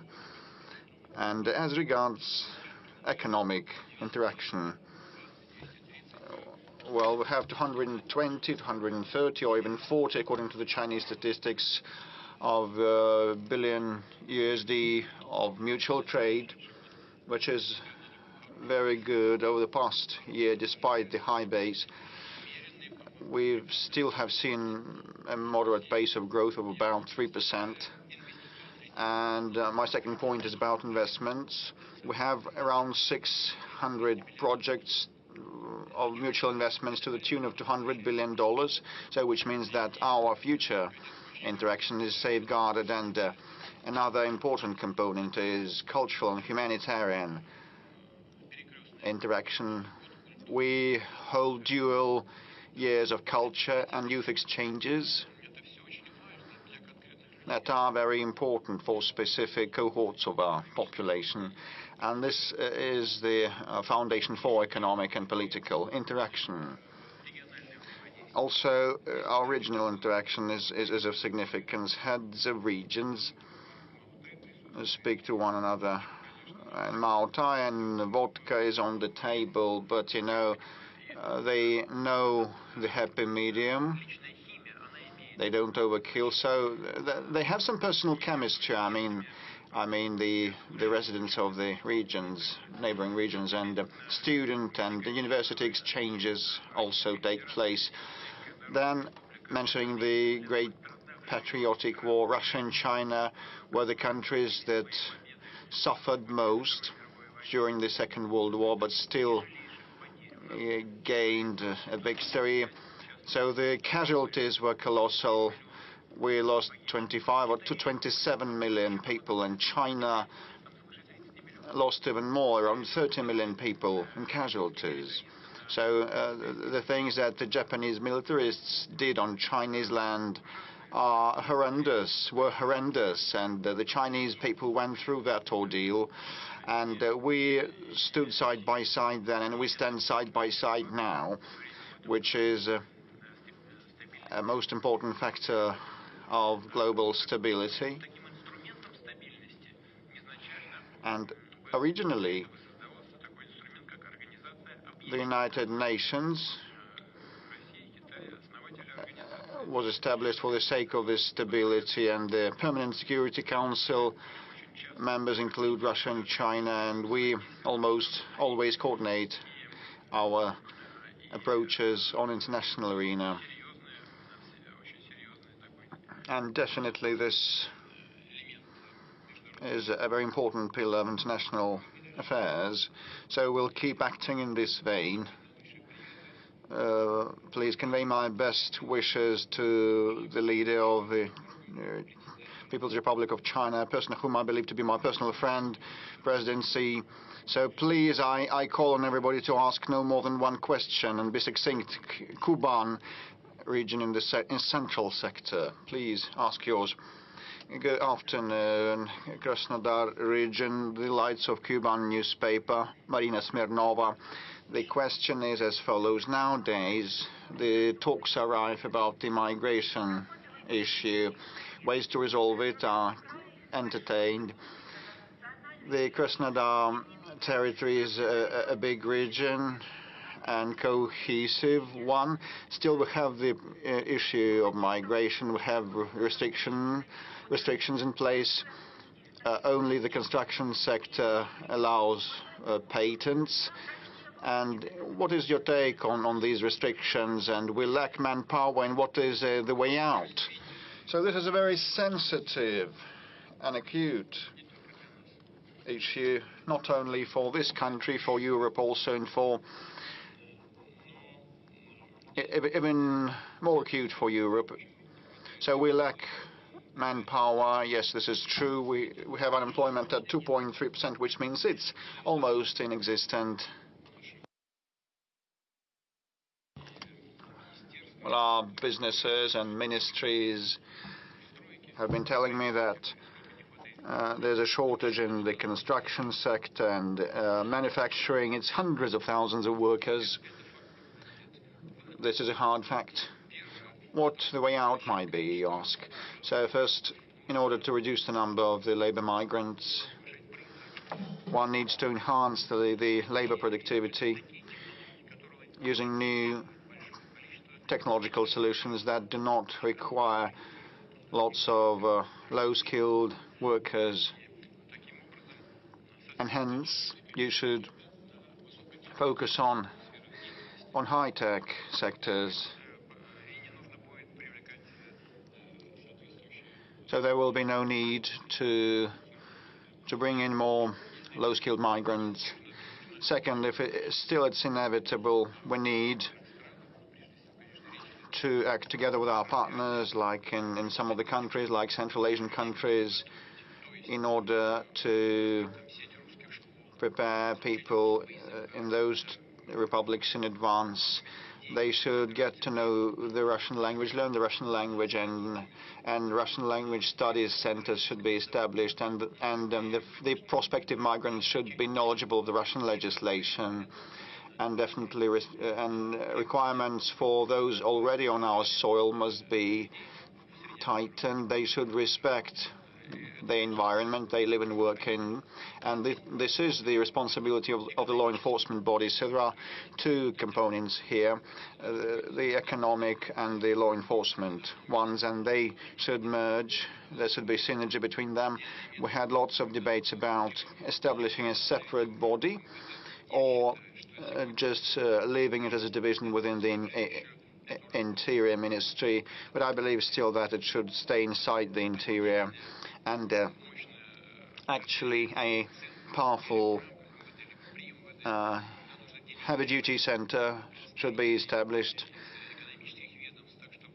that should be in constant touch with the economic agencies and ministries and regions, definitely, to resolve those issues and keep track of things. And there's a great deal of regulation on the regional level, and that must be governed from a single center. And later on, as the situation gets mature and they acquire new competences in that center, a brand new agency may be established in the future, but it should have the law enforcement component and the economic one. Certain steps in this direction have already been taken. We have adopted a law. The State Duma has passed a law about the right not to accept children of migrants who don't speak the Russian language. Well, it's understandable. How can you possibly teach a child at school if he or she doesn't speak Russian?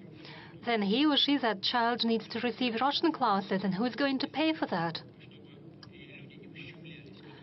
So we need to make sure that the rights of those who come into our country are not infringed. We need to provide health services and social services, but it shouldn't become a burden for the local population, and the comfort of those people should not be affected and impacted. So the government should pay more attention to this problem, and I've just mentioned how we are going to address it, first within the Ministry of Interior, and then, if the situation requires so, we could think of establishing a separate body that would involve representatives of law enforcement agencies and the economic bodies. Mr. President, we have monitored the situation with migrants. It is indeed a very acute and complex question, an issue, but we've received many questions from those who travel into our country, and not only those who come to earn money. In many cases, those are Russian people who want to return to their homeland, receive a Russian passport, and become full-fledged citizens of the Russian Federation. We received such letters from Ukraine, from Belarus, There are many Russian people in those countries. We received equal questions from Germany. For example, Lev Zebel, who left to Germany in 1990 and returned to Rusa in 2006, had a similar question. He stayed for many years in Russia, but he cannot receive the Russian citizenship. According to the explanations given to him, only President Putin can grant you citizenship, because we don't have sufficient legislation. Only after he wrote a letter to Vladímir Putin, he was told what documents are required. So it looks like the situation is on its way of being resolved, but we would like to see a successful end to it. Well, you need indeed. Citizenship is granted by presidential decrees, but it is a formal act that has to be prepared on the local ground, on the local level. But you raised some issues that fall into the category of work with compatriots. That is, those people who feel themselves to be part of Russia. They speak Russian language. They consider themselves to be part of our culture, part of the Russian world. And as a rule, they are highly qualified experts and professionals, and we are interested in attracting high qualified experts to Russia. We have established a specialized program for those purposes. Probably it's not efficient, yet we have to improve those mechanisms. You mentioned Ukrainians. I believe there are lots of Ukrainians living in Russia, maybe no less than in Ukraine, and it's not a joke. I'm talking about those people living in EU territories in Crimea. Those are millions of people. And I believe we have as many Ukrainians living in Russia as they are living in Ukraine. We can only welcome it. Those are people of our culture. They are part of our people. Those mechanisms, as I've mentioned, need to be improved. There's no doubt about it. We are interested in seeing more highly qualified people come into our country, and those people who are the carriers of our traditional values. Well, it's difficult to define, but in order to make this work effective and efficient, we have to continue our efforts. And please give me the specifics of the person you've mentioned. We'll provide him any assistance. Right in the beginning, we said that we have artificial intelligence at our disposal, and it assisted us in choosing the most relevant questions. Housing is one of the most acute topics, and if you look on the monitor, you see that this topic ranks #1. Now we are going to show you a video question from a young people from Krasnodar. Mr. President, for 3 months, we haven't been able to receive a family mortgage. Either the banks are out of limits, or they increase the initial payment from 20 to 50%. What's the future of family mortgage? Because right now it's very difficult to obtain it. And apart from family mortgage, it is almost impossible to receive an IT or rural mortgage. Banks run out of limits, and they don't want to approve claims. And since recent time, banks have introduced a combo mortgage program when they add their interest, and as a result, the interest increases from 6 to 13%. So they simply don't want to provide mortgage loans under the family mortgage program. Thank you very much for raising this question. Well, it's a shame. It's outrageous. It shouldn't be the case. And we've already discussed it with the government. I was promised, and I'm going to check whether this promise has been fulfilled. There would be no additional interest rates because it is a subsidy from the government, and banks should be only interested in receiving their 6% from those who use the family mortgage loans. And the difference between the bank interest rate and those 6% is compensated by the government, or it should be compensated by the government, so there are no limits on the part of the government.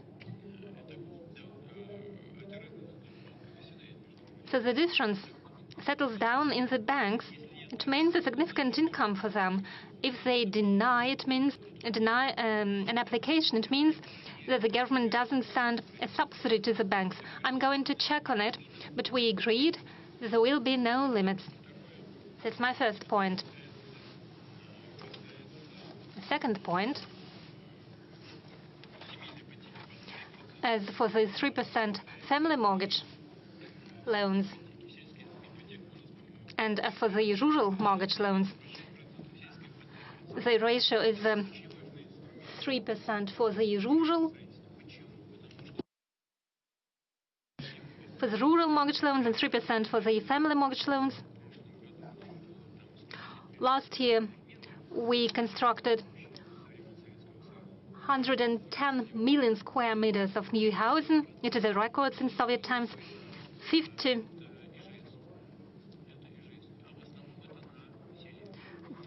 were individual houses, and most of them were built in rural areas. People aged about 40 years take these mortgage loans. They move into rural areas, settle down there, they build families, and these mortgage loan programs should have no limits. About several billion rubles are allocated from budget for these purposes, and it should be preserved. Same for IT experts mortgage loans. It is at about 5 or 6%. It is a preferential rate, and it applies to not so many people. Some experts suggested that this program should be closed, but I think it doesn't make any sense. And I ask the government to provide the necessary subsidies. And it also applies to the Far East regions. Yes, 2% for the Far East, 2% for the new regions. Yes, and now I suggest that we move on to another acute topic, that is phone frauds. Every day we appeal to our audience on TV. Yes, I mentioned 110 million of square meters. They were constructed last year. This year the figure will be at about 105 million square meters. That is equally a very good figure. Yes, phone fraud, how topical this problem is, we can see from the amount of money that was stolen from the citizens by criminals. Criminals pretend to be representatives of the central bank or federal security service, and they move citizens to take loans or give their money to the criminals. I suggest to hear a video address from one of the victims. Good afternoon, Mr. President. My name is Yelena. I'm a pensioner. Recently, I became a victim of criminals. They hacked my account at Gosuslugi account, and now I have a debt of a great debt, and I simply cannot pay it off. How is it possible that banks approve such illegal loans while I receive a very small pension and banks don't request any information, and at the same time they approve such loans? They approve loans that are much greater than my monthly income. There are lots of pensioners who fell victims of criminals. Shouldn't we ask banks to better control the activities of their officers and better check the applications from pensioners? Thank you. I can only agree with you. Yelena, you are quite right. There are not more comments to be made. Indeed, banks can issue loans very quickly, momentarily. But they must check the ability of a person to pay. And there is a regulation according to which if more than 50% of person's income should be paid to serve the loan, in that case, such loans are more expensive for the banks, and the pressure on the bank capital increases. There is relevant regulation of the central bank. But what's happening now is a source of great alarm, because the volumes, the scale of these fraudulent activities is outrageous. Recently at a Sber meeting, Mr. Graf, head of the Sber Bank, told me that in the whole banking system, from the territory of Ukraine alone, where these criminal fraudulent activities almost happen as part of a state policy, it is conducted under the supervision of the special forces of Ukraine. Only from Ukraine alone did the criminals deceive our people for 250 billion rubles. It is almost the scale of what the Hitler Germany did. They simply printed money and spread it in order to undermine the economy of the UK. Almost the same is now happening in Ukraine.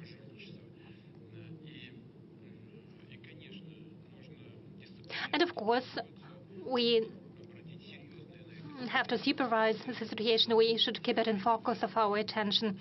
The loans of up to 50,000 rubles should and can be issued online, but starting from 50,000 people and up to 200,000 people is a sum that requires special checks by the people. People should be given more time to double-check their decision and approve it additionally. And when it comes to the loans for more than 200,000 rubles, then people should be given extra time to double-check their intentions. And we need the relevant regulations by the central bank, and the banks need to be regulated. Those banks who issue such loans that are uncovered. And there is another problem of which Governor of the Central Bank and the Ministry of Interior have reported to me. We find out that there are people who are not involved, seem not to be involved in those criminal activities, but when people become victims, and this money are first transferred to the third-party accounts, and then criminals receive the money from those third-party accounts, and those third people seem not to be involved when they open their accounts in the banks. So it is a suggestion to increase not only control, but also the responsibility of those people who are in reality involved in these criminal activities. These intermediaries understand why the cards are opened in their name. So there is a proposal for criminal liability for such activities. I'm not saying that it is a solution, but still that's a possible avenue for moving forward. Do you know anyone who suffered from telephone fraud? No, I don't know such people personally, but though there are people, and those I know, they reported to me. They get calls, they used to get calls, and will get calls, I guess, yes, possibly. But when they hear an unknown voice and any offers that have to do with, that end up with certain actions, they put down the telephone or disconnect the call. And I suggest that all citizens of the country do the same. Mr. President, quite often such unknown voices call from call centers that are situated in Ukraine. We've noticed that after strikes against energy infrastructure of Ukraine, the number of fraud calls are decreasing.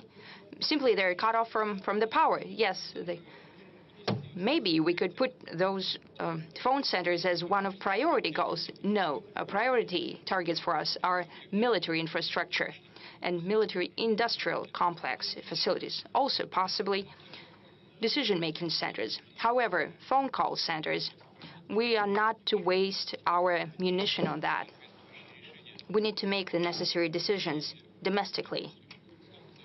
through the necessary institutions at the central bank, at the Russian government, and in the Ministry of the Interior.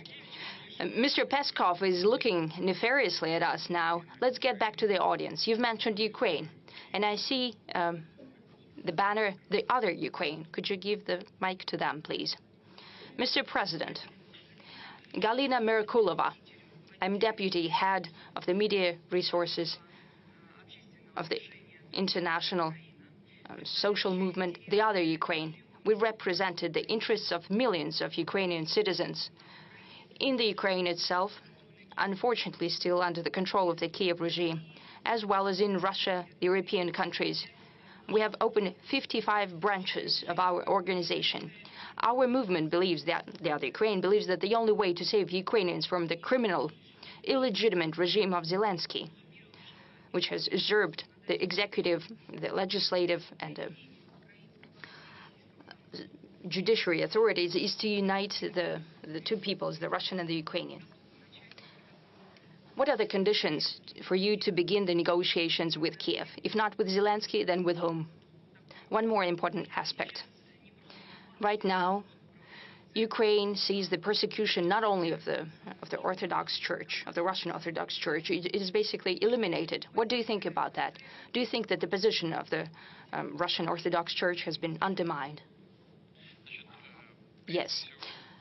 Okay, now first and foremost, please sit down. About the illegitimacy of the regime, I have already spoken on the topic. As I understand,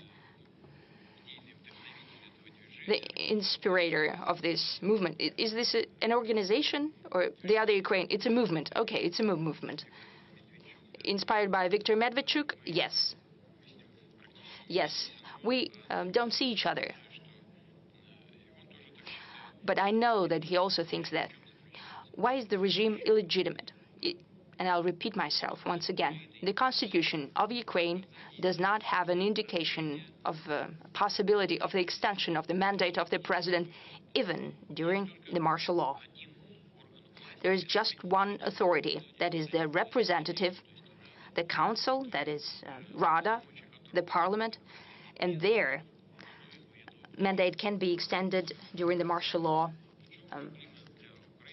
if necessary, without elections. And I understand that you know it. The thing is that the government, the whole governance in Ukraine is built around president who appoints the downward executives and authorities. That is the leadership of all intelligence and army institutions. So if the first, if a president loses legitimacy, the same happens downwards. So whatever they do, when they execute his orders, they become the accomplices in his illegitimate actions. That's first thing. Now, as for the preconditions for negotiations, we don't have any. We're prepared to hold a dialogue without preconditions. However, on the basis of what we have already agreed upon, and I have said it 100 times, what we have agreed on during the negotiation process in Istanbul at the end of 2022. Also, regarding the reality on the ground right now. We have presented the position of the Russian Federation. That was presented also during the June statement at the Russian Foreign Ministry. I don't want to repeat myself. It all has already been presented. If not with the head of the regime, if he's illegitimate, then with whom? You know, if someone runs through an election campaign and proves his legitimacy, we're prepared to talk to anyone, even with Zelensky. But right now, if the Ukraine truly wants to go through a peace settlement, they're capable of doing that. They can organize this process in any way they want. But we can sign an agreement only with a legitimate person. And Rueda and the chairman of Rueda are legitimate, are the only legitimate people. But they're completely under control of the head of the state. But it's a formal issue. They can organize it in any way they want, but we need to sign this document only with a legitimate representative of a legitimate authority in the Ukraine. There was a question about the Russian Orthodox Church as well. Yes. You know, what's happening with an Orthodox Church, that's unparalleled. This is a blatant violation, an outrageous violation of human rights, of rights of believers. The church is being tortured. This is akin to being slaughtered. And everyone in the world prefers not to notice that. And I think that those who are doing that will get a boomerang effect from that. They're tearing the church apart, but they're not even atheists. Atheists are also people who believe something. They believe that there is no God. But this is their belief, their conviction. And these are not atheists. These are people without any beliefs, godless people.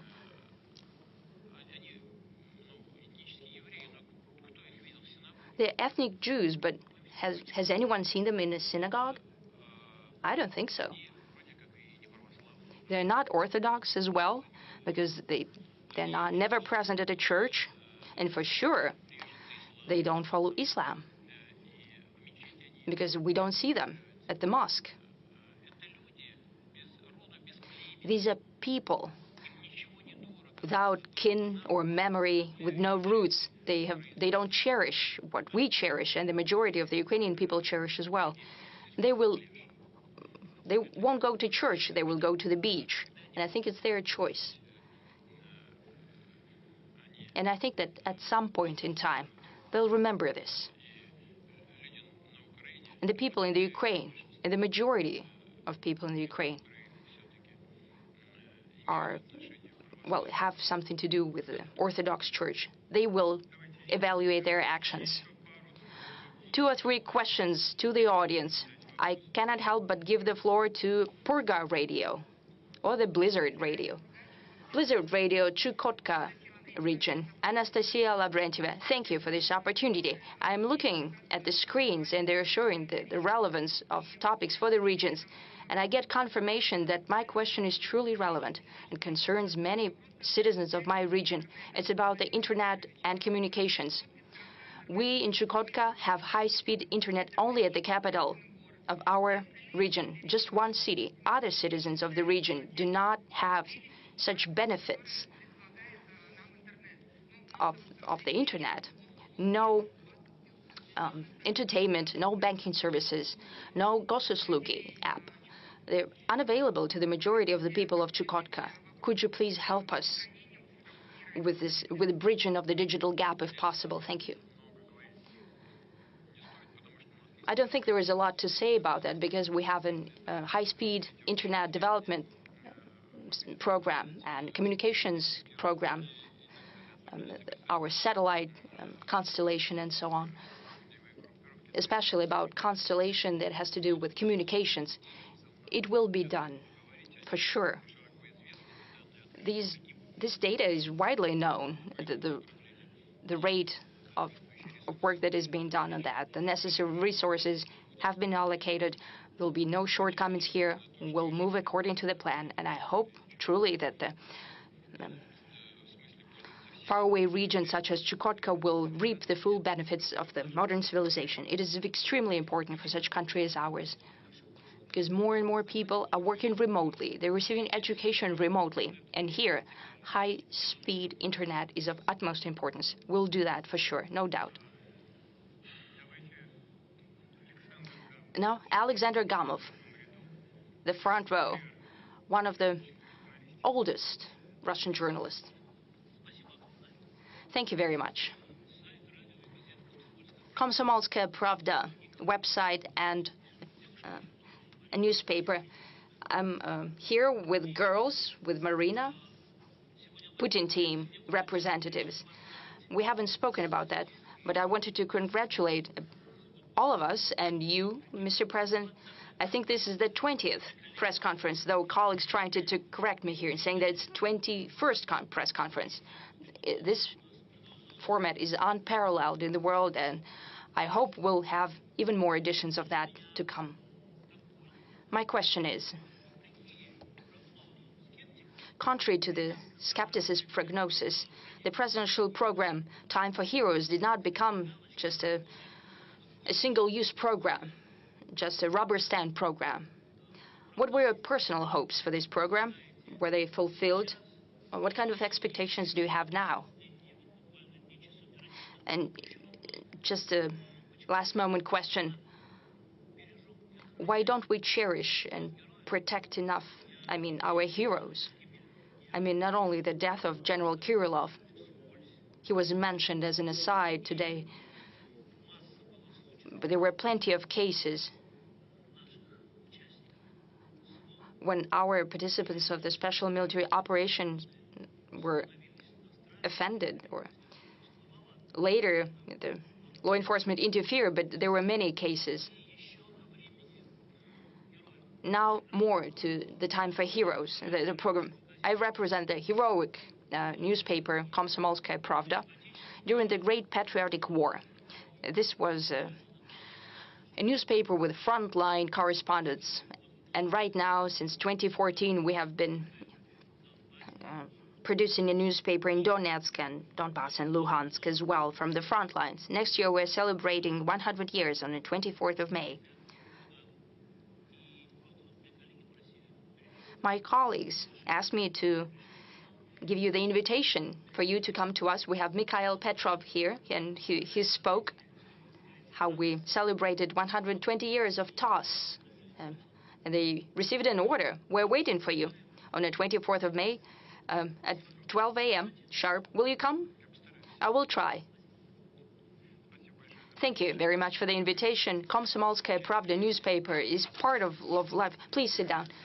This is a part of life of many generations of our citizens. People wake up with this newspaper.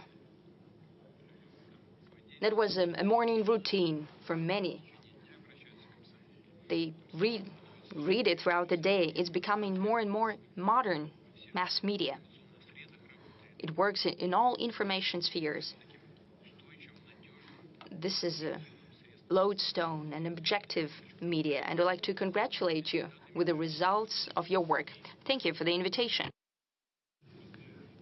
Now, as for the Time of Heroes platform, I spoke that I came up with this idea after meeting students and also participants of the special military operation in St. Petersburg. I sat there and it occurred to me that I had in front of me the people who were the future of the country. And that's when it occurred to me to build this platform. I won't hide it. I came back to Moscow. I spoke to my colleagues. I asked the administration to work this through, and they came up with the name, the Time of Heroes. And I think it's very apt. 43,000 applications came in during the first stage. And of course, we went forward with a very rigorous selecting process. Just 83 applications went through to the next stage.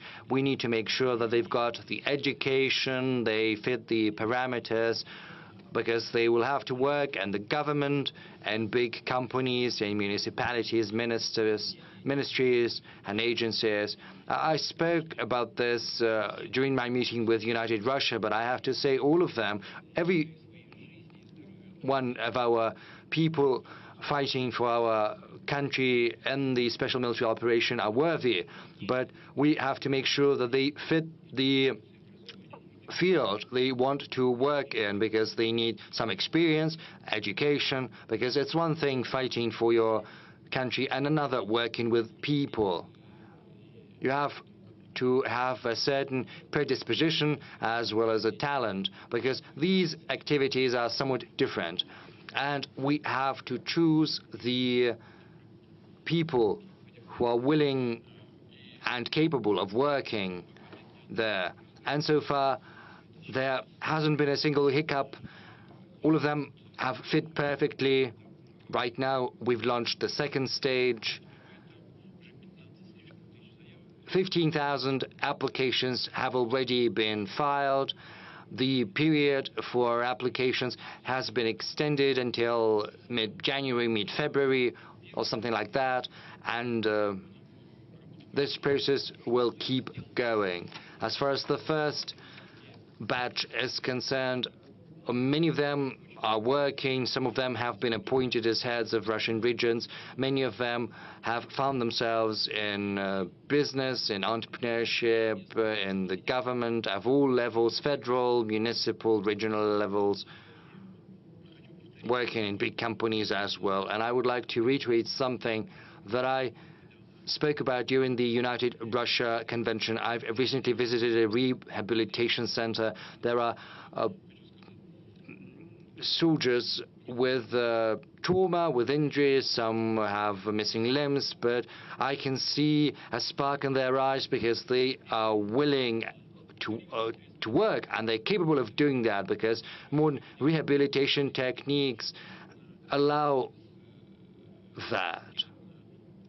They can work in a fully fledged manner without any health restrictions. The only thing they need is a helping hand. You know, I remember the face of one of those guys. He said, yes, I understand, I do not have the education, I have neither education nor experience, but I want to do that. And these are precisely the people we need, those who are willing to work, who want to work, and all they need is a little help. You know, when I was still doing judo, our coach, Rackling, said, do as many pull-ups as you can. And some of them did a lot more than I did. And you know, we asked him many years after, you decided to take in some of us who didn't make as many pull-ups as others, but he said, you know, you went to the end. Your hands were trembling, your arms were spasming as well, but you made as many pull-ups as possible, whereas the others did as many pull-ups as they required, and they didn't fight. So you were willing to go all the way. And these men are just like this, and they need some help. Oh yes, that's a very important question. I understand. Yes, you're right. First, these attempts are not the first ones. We are aware of what the adversary is seeking to do.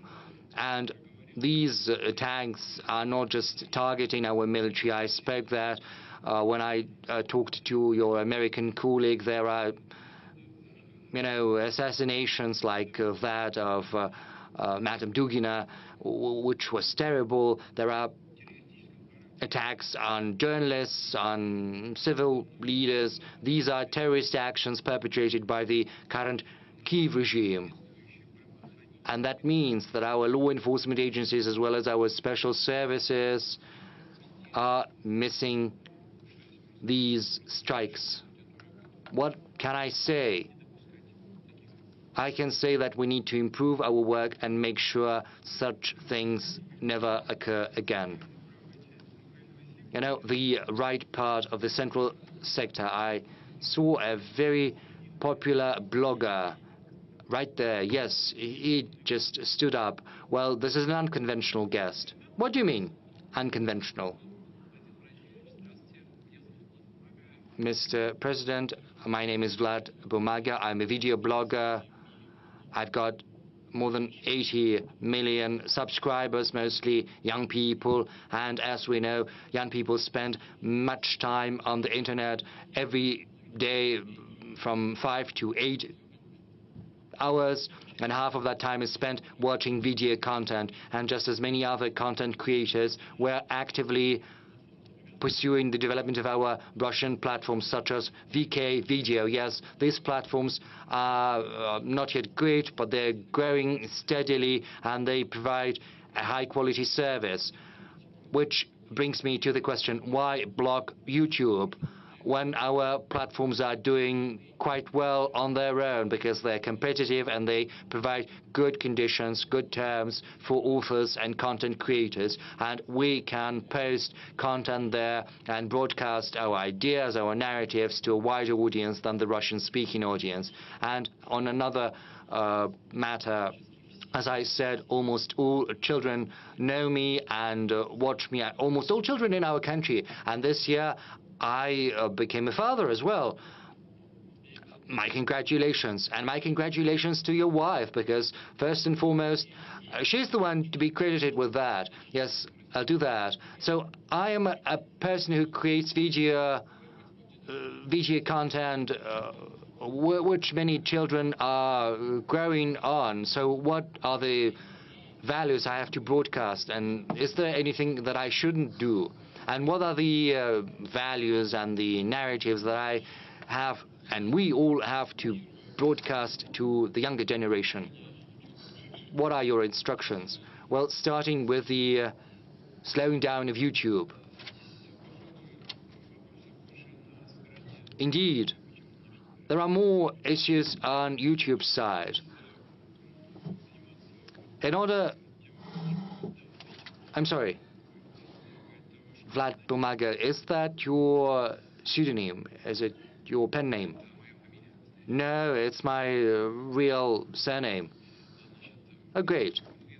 Bumaga, because, you know, it's the Russian for paper, and we know that paper is stronger than stone. You said 80 million people, which is unparalleled. That means that the content you're creating is in line with the expectations of these 80 million people who are following you. This is the fruit of your creativity, and I would like to offer my congratulations to you on that. Secondly, Google is the one owning YouTube. When Google was creating its network in Russia, they set up subsidiaries, the legal entities that created those services, and they had to be maintained. So Google was working through these subsidiaries. Once the West started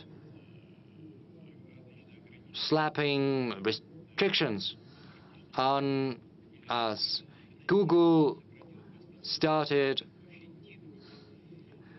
diminishing its funding, and it also reduced the supply of equipment, thereby creating problems for itself.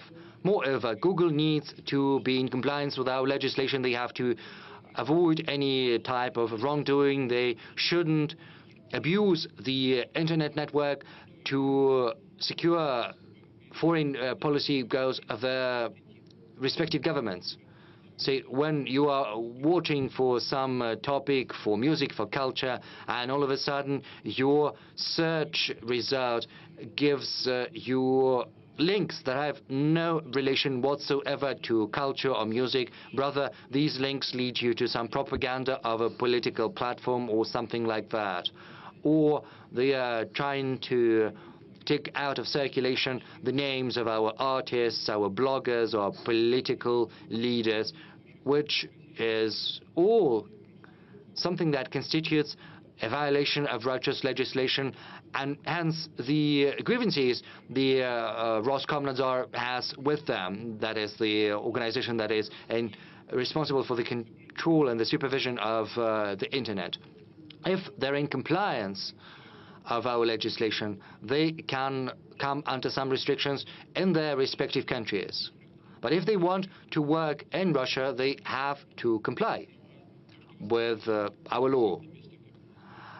And, you know, you say that nature abhors vacuum, so YouTube, Telegram, VK, all of that is growing rapidly. And if YouTube understands that and tries to reconfigure its presence in Russia, then they will have no problems here whatsoever.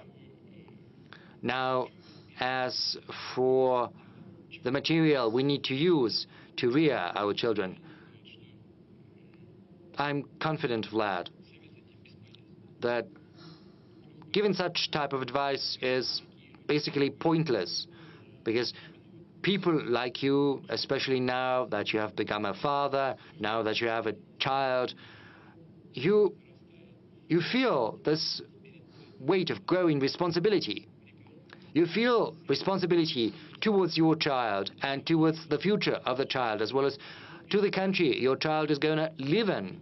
And this sense of responsibility is going to serve as a beacon for you. And it's got to be even better than any instructions or advice I might provide to you with regard to what I think is useful for the future of our children, or what is perilous and nefarious for our children, and which is something you have to fight, not because this is what I instruct you to do, but because your heart tells you to do that. Unfortunately, I skipped TV3. I'm sorry.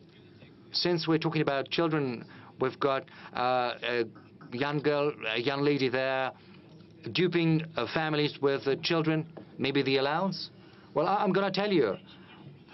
My name is Yelena Usmanova, Mr. President. I'm from Tatarstan. Yes, Tatarstan once again.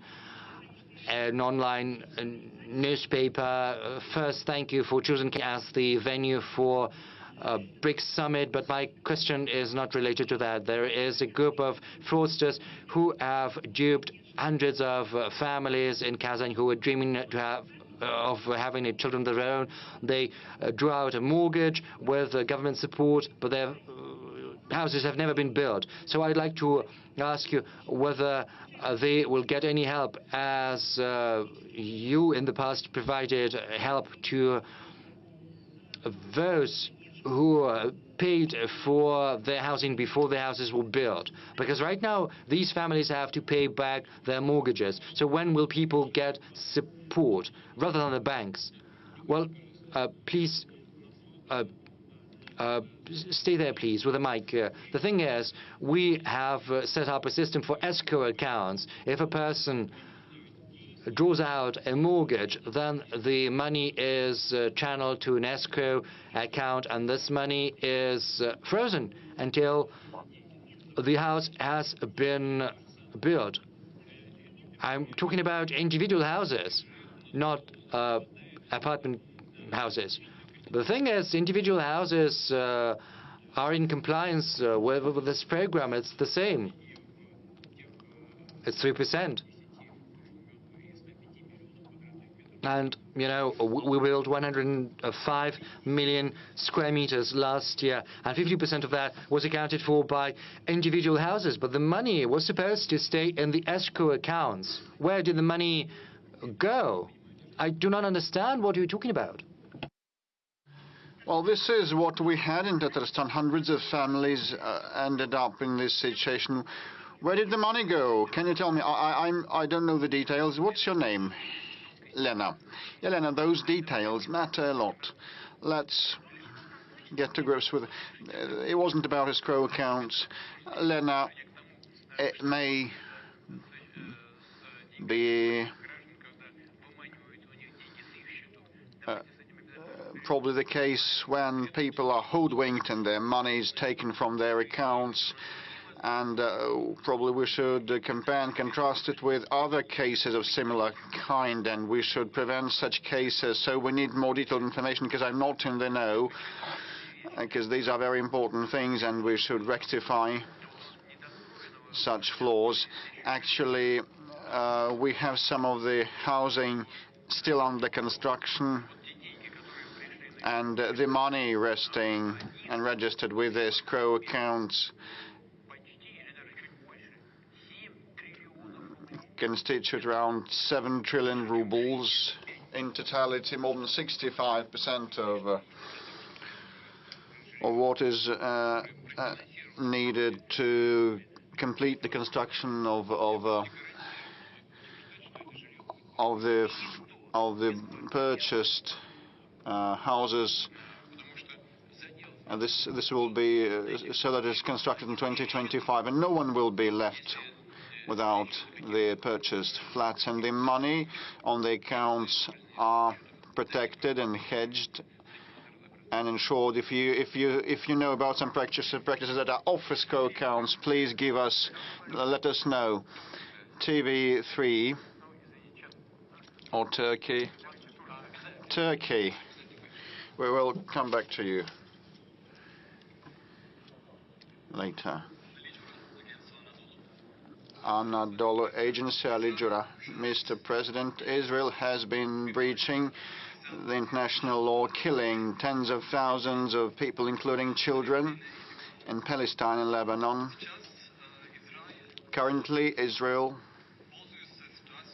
has been capitalizing on the situation in that region to occupy Syria, breaching its sovereignty. How can you comment on the action of Israel in that region? Have you had a conversation with President Erdogan? Thank you. Please have a seat. We are in constant touch with President Erdogan. Well, I cannot remember the exact date when we talked last time, but we definitely also talked the situation in the region, in the Middle East, and the attitude of President Erdogan and Turkey to the Middle East developments is well known, and our position on Lebanon and Palestine also is common knowledge.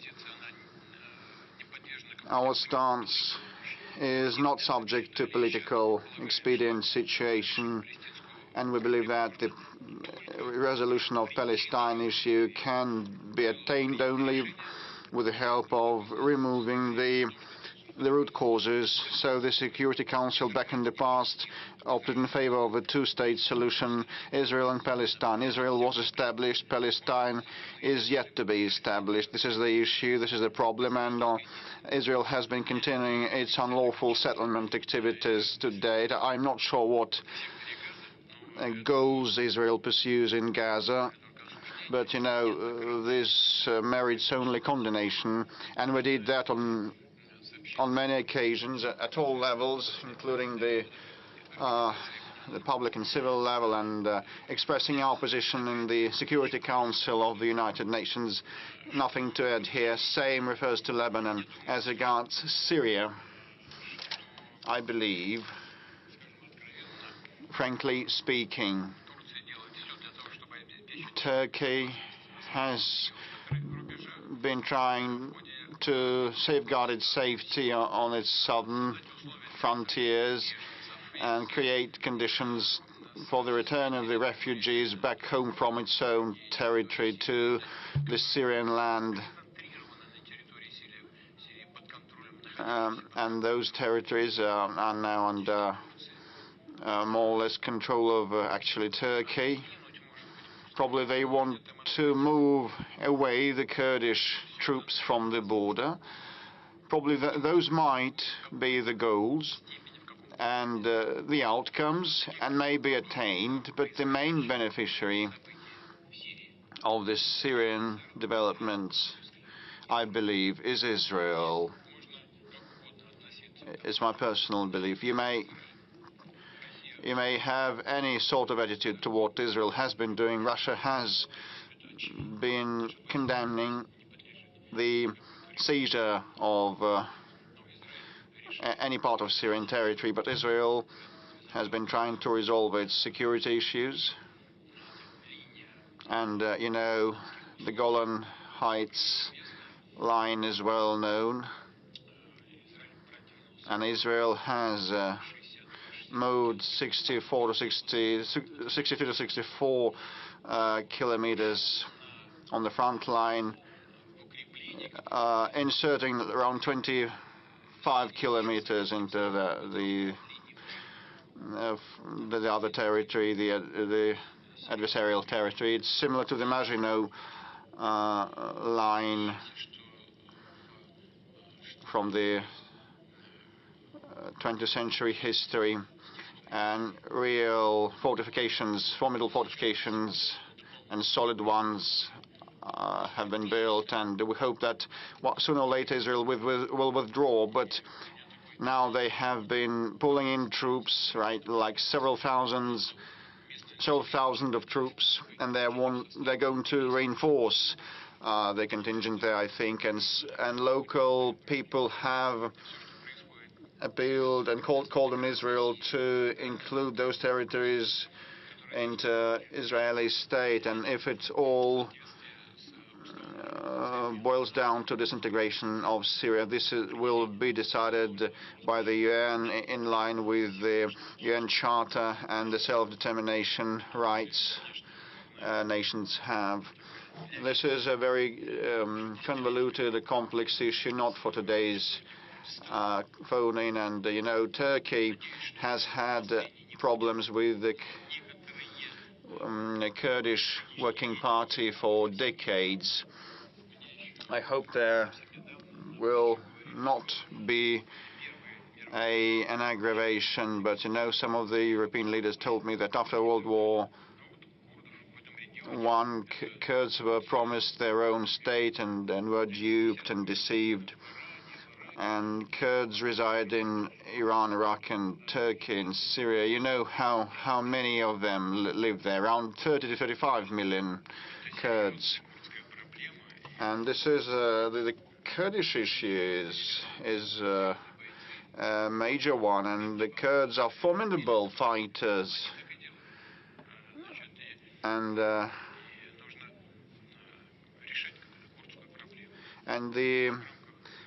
Kurdish issue should be resolved, and it should have been done under President Assad, and it should be done with dealing with the current authorities in control of Syrian soil, and Turkey also needs to ensure its security. This is not for today's event, you know, but there will be lots of issues to resolve. But we abide by the international law, and we believe that all nations, all stakeholders' interests should be safeguarded, including the current Syrian authorities. On this issue, we are on their side, and we are in touch with all the major groups that control situation in Syria. TV3 military correspondent Alexander Malkevich. Just in a nutshell, the fighters asked to convey words of gratitude. Last week you met with Human Rights Council members and supported the idea of creating the Museum of Special Military Operation. This will be our media Oreshnik, so to say, and our legendary Leningrad regiment has been rendered the name of Guards Regiment, so gratitude for that. So, and what is your assessment of the fund on a scale of 10 points? And what are the main goals for the foundation for next year, and the main criterion of the efficiency of the foundation for? Have a seat. With respect to the work of the foundation, Defenders of the Fatherland, that was established in June. This foundation was established, you know, after my meeting with the mothers of the special military operation participants, with the widows, and I figure that the regular support methods to back our servicemen and support the families of the fallen heroes are insufficient, and we need a special arrangement to be established, including for those who get out of touch with the army. So the Defenders of the Fatherland Foundation was established for this sake. When they leave the military service, they still need the attention and care from the government, and it should not be formal, it should be targeted, individual to each family, to each fighter. So this is the statutory goal of the foundation. It has to resolve social and welfare issues like allowances, payouts, receipt, prosthesis and artificial limbs, supply for those who need that, and they procure the entire service, not just the limb. And it is they have been carefully pre-selecting the prosthesis types and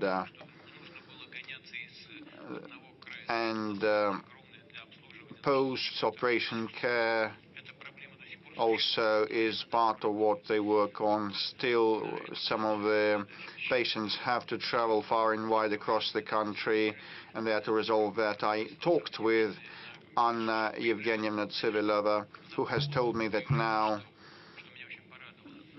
the requests start coming from the fighters with respect to future employment, which is very important, and also about practicing sports and participating in cultural events, and this is so good. So it means that we are seeing a change for the better, which is very good. But, you know, future employment is the overarching objective of ours, because those servicemen and ex-servicemen are so enthusiastic, and they want to be trained for a peaceful life, or sometimes they can stay with the military and work at the draft commission offices, and they may move to the IT industry or work in sports, in military or civil sports. There's a great number of opportunities given the level of technological advancement and individual wishes. And overall, they have been successful. There are still some issues, and some issues remaining, but some of the people working there were directly related to the military operation. Those might also be widows of the fallen fighters, or mothers of those who still are on the battlefield. So these are caring, non-indifferent people, and the servicemen that came back from the front line also work in that foundation. This is why it is efficient in its operations. I didn't want to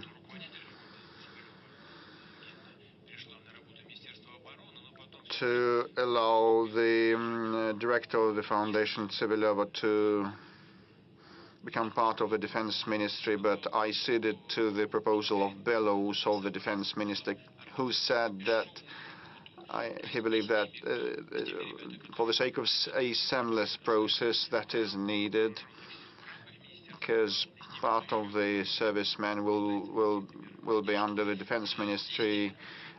Some of them are on the front line, and others have left the army, so we need this seamless mechanism. If I'm not mistaken, it was in summer when we established a special social center under the Ministry of Defense, together with the Defend of Fatherland Foundation. They work under a single window system, where people, those who remain in the Ministry of Defense and those who have left the pyramid of the ministry, get united and work on the two tracks. On the whole, there are lots of problems, but we try to fine-tune this work. As you know, they also participated in the elaboration and development of decisions. Previously, everyone received 3 million for small injuries, even for small scratches, and those who were severely injured entailing a disability also received the same amount of compensation. And fighters themselves requested that the system might be changed, and we started paying those severely injured 4 million rubles. But when I was receiving these reports, I saw that those soldiers who were severely injured and got disabled previously got 3 million people, and after that the changes were made, meaning that those who had been injured before were underpaid, and we fine-tuned the system, and those who were injured previously and earlier, received 1 million more. I see that Ksenia raises her hand.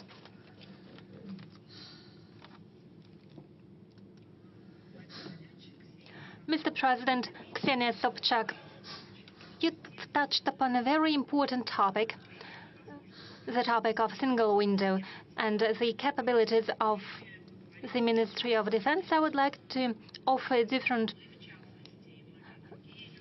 perspective to this question. We, stars of the show business, journalists, and those who are indifferent, implement various projects. In particular, for more than 2 years, we've been involved in a large-scale project offering assistance to those people from Belgorod and Kursk regions, our compatriots and co-citizens who were affected by the attacks of the armed forces of Ukraine.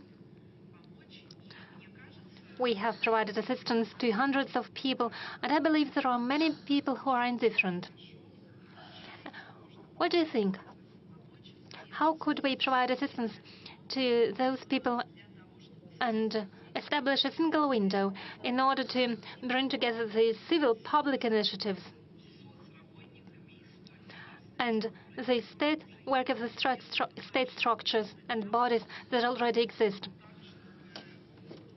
I'm talking about voluntary work that could be provided via a single window system on all tracks, because we face difficulties with employment in the new regions, problems with receiving places in the kindergartens, and other problems that families with children are facing when they relocate. Would it be possible to establish a single window system for civil initiatives? Thank you. Well, first of all, thank you very much for all your efforts. It is a tremendously important thing when we provide assistance to very specific persons. Second, when volunteers provide such assistance, and I would like to thank all volunteers without any exception. They risk their lives. There are losses among volunteers, unfortunately. But when they work, they reach out to a specific person, and they have a better feeling of where the government succeeds and where something fails. So as I've already mentioned, with regards to the Kursk region, there is a program aimed at restoration of the Kursk region, and funds have already been allocated, and same happens in other borderline regions, in the Belgorod and Bryansk regions.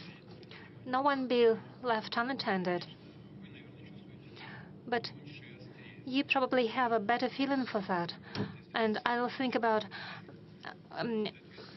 how to proceed on myself, and I'll request our bodies, the Ministry of Defense and the governor. I'll ask them how we can pool these efforts. We could establish a single window system, or think of a different instrument in order to coordinate the efforts. Thank you, Ksenia.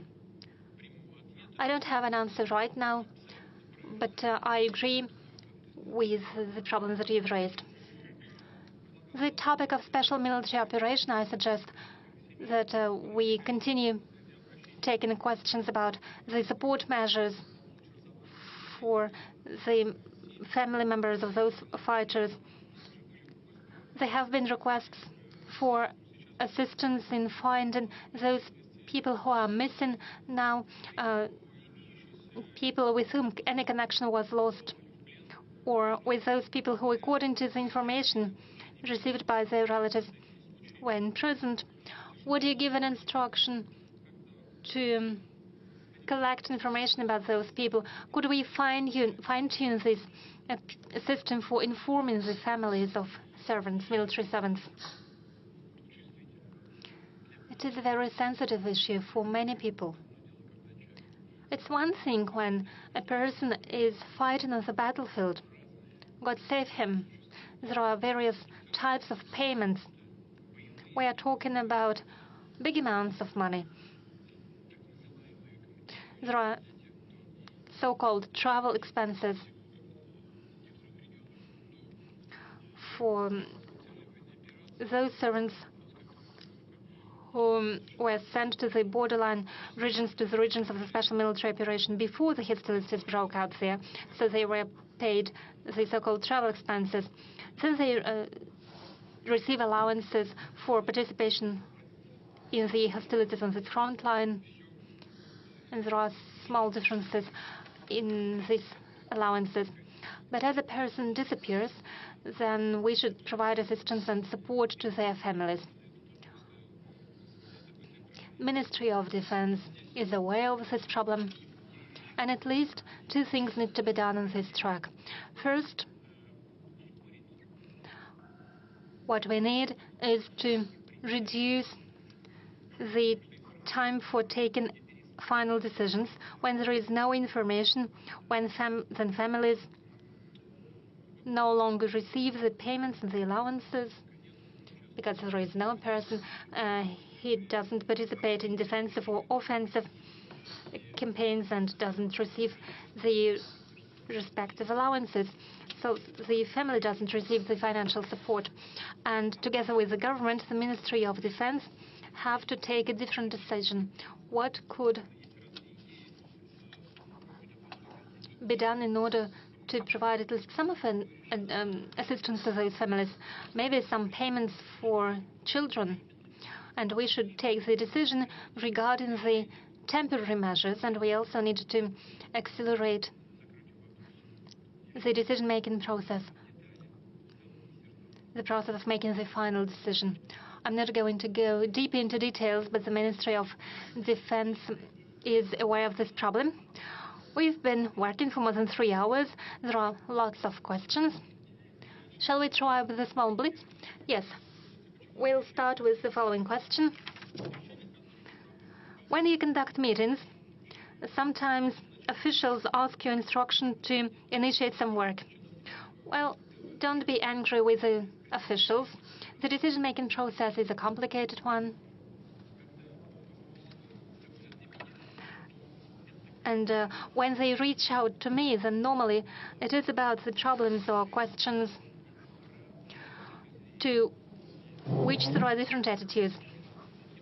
Some colleagues believe that it should be addressed from one perspective, others offer a different perspective, and instructions are needed in order to see which way to choose when there is a difference in opinions. Then colleagues come to me, and at a meeting they ask me to take the final decision. And they ask instruction to make sure that nothing is forgotten, that a clear final decision has been formulated.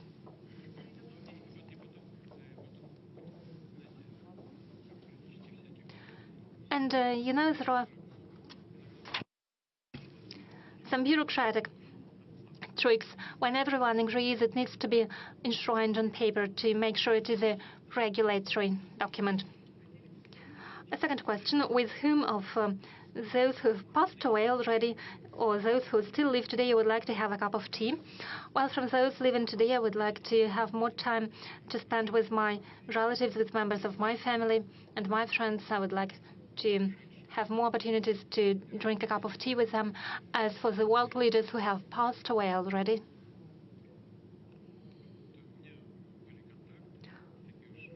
I've had contacts, not so close contacts, but nonetheless, for quite a long time,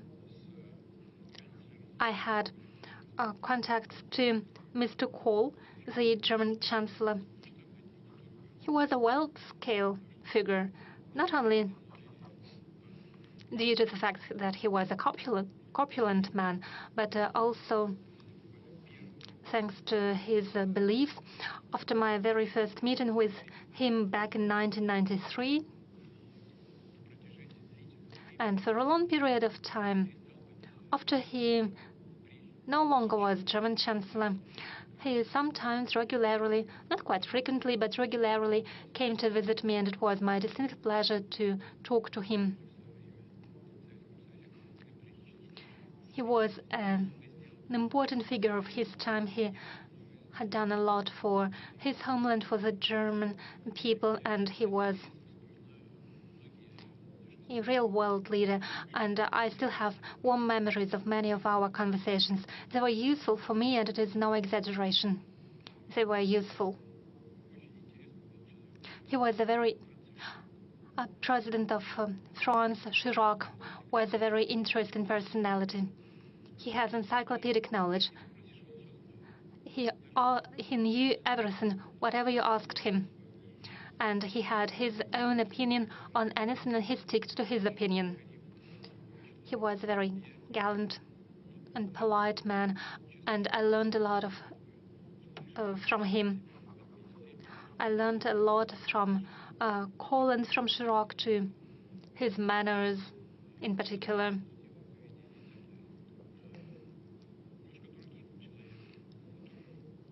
A bit different sort of personality, but nonetheless a very warm person was Berlusconi. Just as Chirac, he accomplished a lot for development of Russia-Italian relations. Regardless of what's happening right now, we feel some affinity to Russia among the Italian population, just as we feel the same affinity to Italians. They've all made a large contribution to the development of our bilateral relations and to the world policy, and it was interesting to talk to them. They were true personalities. They had their own opinion, and they were focused on achieving best possible results for their own countries and strengthening the sovereignty of their countries. Even now, I have many friends in Asia. I've mentioned the friendly relation with China and India, and have warm relations with Prime Minister of India. So I have people to talk to. But just as any human being, those are my family members who are most important to me, and I have some friends from my childhood. I have a semi-question or request for advice. Do you have any banking investments? If so, I used to have a deposit in Sberbank, but when Bank of Russia fell under sanctions, that was the first financial institution, I transferred my money there as a demonstrative act, and I put my salary there. So did Elvira Nabiulina tell you about the interest rate tomorrow? I think it's interesting not only for Valery Simonov, who wrote from Pskov region. No, she does not tell me the interest rate. She possibly does not know herself, because they're discussing it at a meeting of board of directors, their own party meeting, and during the discussion they take the final decision. However, I hope that will be a well-balanced decision that will be in line with the challenges of today. The forecasts of Vladimir Zhirinovsky for the situation in Middle East and the Caucasus are coming true. Will other forecasts of Mr. Zhirinovsky come true? Naturally, I knew Mr. Zhirinovsky very closely. He was not a fortune teller, but he was a person that was larger than life. And he did it remarkably. He was a polymath. He was well-trained. He was actually a specialist trained in Middle Eastern studies. He was a true expert. So what he said is indeed coming true, because he said it based on analysis of what was happening in our country, in the world. So he was forecasting the situation. It is indeed coming true. However, this is a forecast based on true knowledge and the experience that he had as a specialist. I suggest we go back to the Q&A question. Yes, we can do that forever. And we have 200,000 questions. I don't see what's written on your paper, but you've been raising your hand for a while now. A man in mask? Okay, you'll be the next. Okay. May I? Yes, please. Svetlana Shevchenko, Novosibirsk region. We are an agrarian and industrial region. We create value-added products. We export goods, but we have an acute lack of talent, especially young people. Despite the agricultural mortgage and development of agricultural lands, we lack people. What measures should be taken in order to preserve those who are already living in the village and to attract new generations there? That is a very important question. Agriculture is one of key industries of Russian economy. As I have already mentioned, it shows good growth rate of 3% annually. We are very happy with what is happening in the agricultural sector.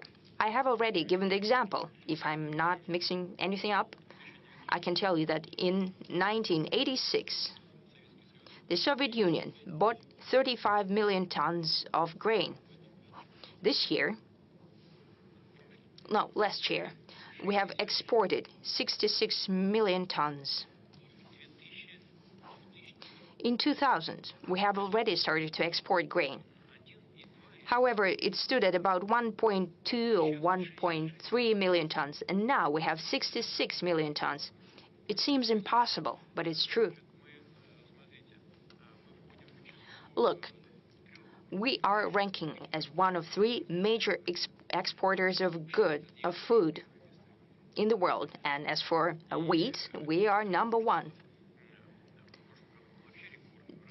Last year we had a record crop of 148 million. This year we'll have 130 million tons. For the past decade, we've had more than 100 million tons. We have tremendous export capacity.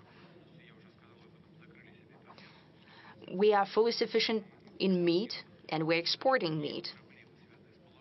We have issues indeed with fruit and vegetable and milk, though we have a special development program. But we see growth everywhere. One of the most important questions is social issues in rural areas, that is culture, education, housing. We have a social and economic development program for rural areas. It has already funds earmarked for that. Possibly that is not enough, but most importantly is to improve the level of life, the standard of living for people in rural areas and their income. That will solve all other questions, I'm sure. We'll move towards that goal. As for talent, indeed one of key issues. Traditionally, even back in Soviet times, we've dedicated great attention to human resources, and now the work in rural areas is already a business. And it's very interesting. It requires highly trained professionals at different levels in biology, chemistry, agronomes, and so on, geneticists. For example, as for genetics, it is a very important science, but now is developing in the interests of agri-produce. It's showing greatest growth. I think it's very interesting. And we should talk about not only at such events once a year, but we need to talk about all the time. And to create conditions for young talent to go into those sectors of the economy. As for the state, it will do everything that's needed to engage new students. And the producers should also do what's being done in other industries to create conditions, to create specially targeted programs for new students to find the pool of talent, to ensure their work at the production and to engage them in hands-on internships. All that together will help. We promised to the journalist in the mask. I have already taken my mask off. I travel by subway.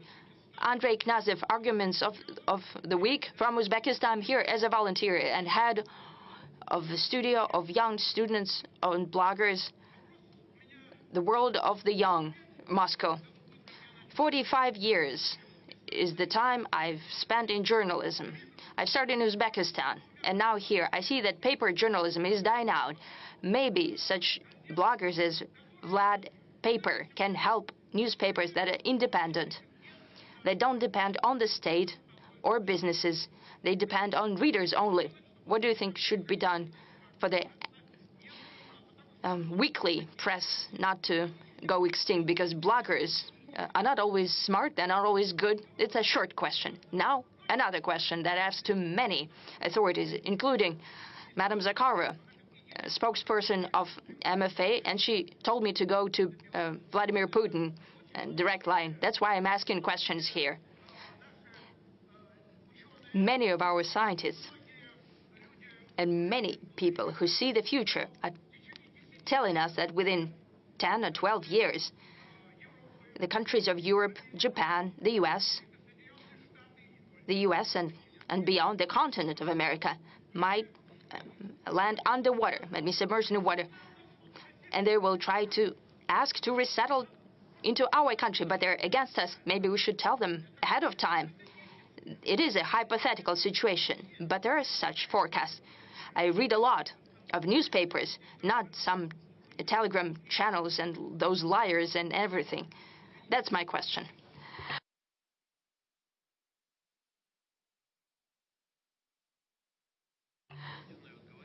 I don't know whether I should say it or not, but I'll tell you the story.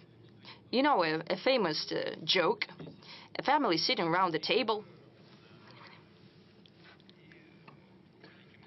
and a small boy is saying, they're doing the crosswords, a word of 3 letters. His mom hits him on the head with a spoon. Why? The word is a house. And the father says, yes, you need to think about the house.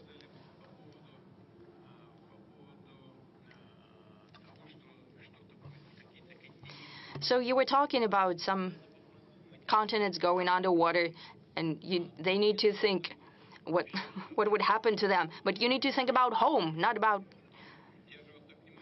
I was listening to you so attentively. You're so energetic, but let me finish, please. Thank you. Why am I saying that? Because those forecasts that you've mentioned, they're not just ephemeris calculations. These are done by serious scientists. They're saying that the permafrost will defrost, and that's a tremendous hazard to the environment. There will be greater emissions of carbon, more than all cars around the world. And if permafrost melts, that means that the coastal regions of Russian Federation might be jeopardized as well. We have villages and settlements that are being on stilts, put in permafrost. It's already melting. We need to think about that. As for our coastal cities, including St. Petersburg, keep that in mind. Yes, we've built the dam there. That was the dream since the times of Peter I. But we need to think ahead. What will happen to coastal regions? We need to think about our home, first and foremost. What about paper? Yes. Hold on a second, please. If someone is going to resettle here, we have 2.3% unemployment. Basically, no unemployment. We have labor migration and issues in connection with that. We need to think about that as well. If we have a tremendous inflow, we need to consider that, where to settle people. We are the largest country in the world in terms of territory. However, beyond the Urals, do you know how many people we have there? 12 million. That's not enough. We have territory to resettle people, but we need to think about the social and other types of infrastructure, about the rules. This is not just a idle question. You're presented with great pomp, but indeed the question is there. But we need to think about our domestic issues first and foremost. As for paper journalism and help from Vlad Paper, I'm sure that such people will support you because they're talking about paper journalism. I have a feeling that paper journalism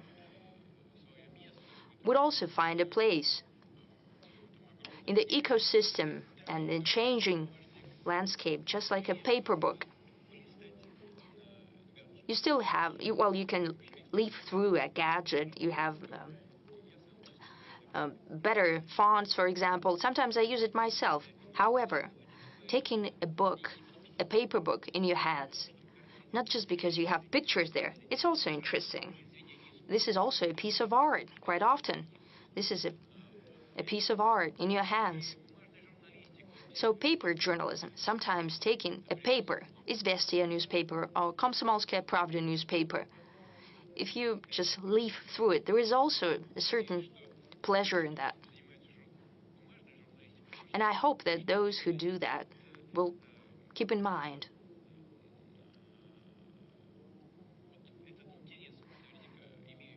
And I'm sure that there is interest from the public towards paper journals, but most important thing is the content. Whatever the vehicle, whatever the media, but as Vlad the Paper said, most important is the content. And if a paper has decent and interesting content compared to some internet foam. Let's talk about health. This is one of the topics that's of great interest for Russians. It's ranking number 2. Lack of doctors in clinics, lack of drugs, and so on. I suggest we connect to Irina Sychova from Nizhny Novgorod. Your question. Mr. President, good afternoon. My name is Irina Sychova. I'm from Nizhny Novgorod city. I have an appeal to you. Please take a look at our medicine that is free of charge, our health care. I would like to thank you for the renovated facilities of the clinics. Thank God they're being improved. However, the clinics are lacking specialists as well as GPs.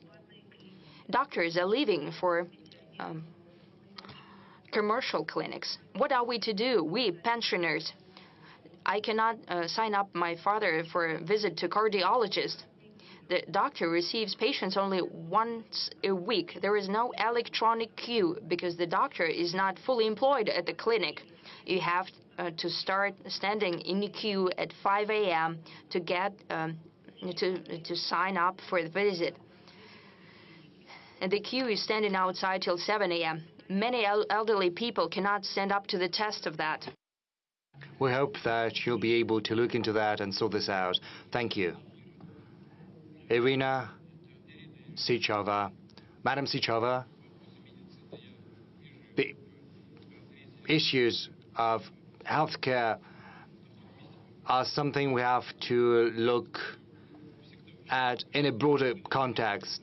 It ranks second in terms of importance, and the same goes for any country, for developed nations in particular, because there this issue sometimes is even more relevant. But we shouldn't think about them, we should think about ourselves, about home. So thank you for pointing out that the clinics are being renovated. It's a good sign. It means that something good is happening. We have a whole program dedicated to this matter. But the most important thing with the specialists, with the personnel, is related to the first stage of our healthcare system. You know, we've got the hospitals, and there the problem with doctors is almost non-existent, whereas in the first stage, the clinics working with patients directly are a weak link. And the most important thing is to organize healthcare across different regions of Russia. If we look at the use of beds in hospitals, we see that they are not filled throughout all the year. Whereas the first stage of the healthcare system, the first stage has this problem. The thing is how we reallocate the burden and how we make sure that it's spread out evenly throughout the year.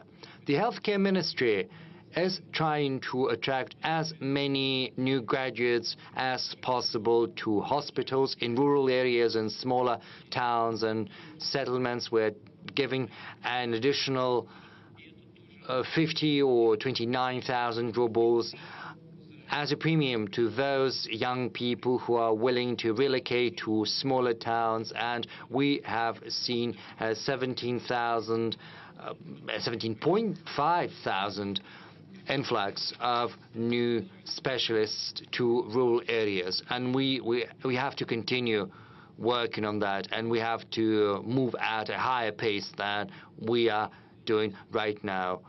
Colleagues will probably help me. We'll jot all of that down, and we'll help you with your father, of course. Let's keep on medicine. We have a smaller number of questions as compared to last year related to deficit of drugs, but there are problems for drugs on prescription. A pensioner from Kerch is writing that she needs drugs against cancer, but unfortunately drugstores cannot provide her with that because they're simply not there on our shelves, and she has to pay from her own pocket. And there is also a lack of saline solution. So people who've got diabetes, they are facing challenges with the supply of insulin. Rashida Iudinova writes to us that in Neftejugansk she cannot get insulin from hospital, nor can she buy it from a pharmacy. From Saratov region, a person writes that he has problems with insulin and also blood sugar test strips. So, Mr. President, what do you think of the current stages of our pharmaceutical industry, and how do we provide our patients with the medical care they need, in particular the drugs they need? This is the question of the utmost importance, just as the supply of medical specialists. Pharmaceutical industry is one of the most important avenues we're pursuing. When I was the chairman of the Russian government, that was back in 2008, back then we embarked on the path of building our own pharmaceutical industry. Back in 2008, we started talking about that. We drafted programs dedicated to the subject. In 2009, the first programs were set forth. They bore different names, but the substance has always remained the same, and that substance is building our own pharmaceutical industry. I do not remember how much money we allocated back then. Pharmaceutical industry was being developed thanks to the government support, to a large extent, using the money earmarked from the federal budget. Whereas currently, our pharmaceutical companies, for the first time in history of the several last years, have started channeling their own money into research and development to the tune of dozens of billions of rubles, I think 40 billion rubles or so. They've got their own development programs.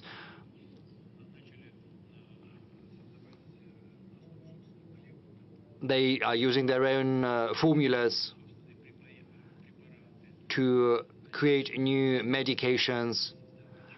They are creating new chemical substances, which is a first in our history. We've come up with our own medications against cancers. St. Petersburg is one of the leaders in that field, and the same goes for insulin. As far as the blood sugar test strips are concerned, this is just a malfunction.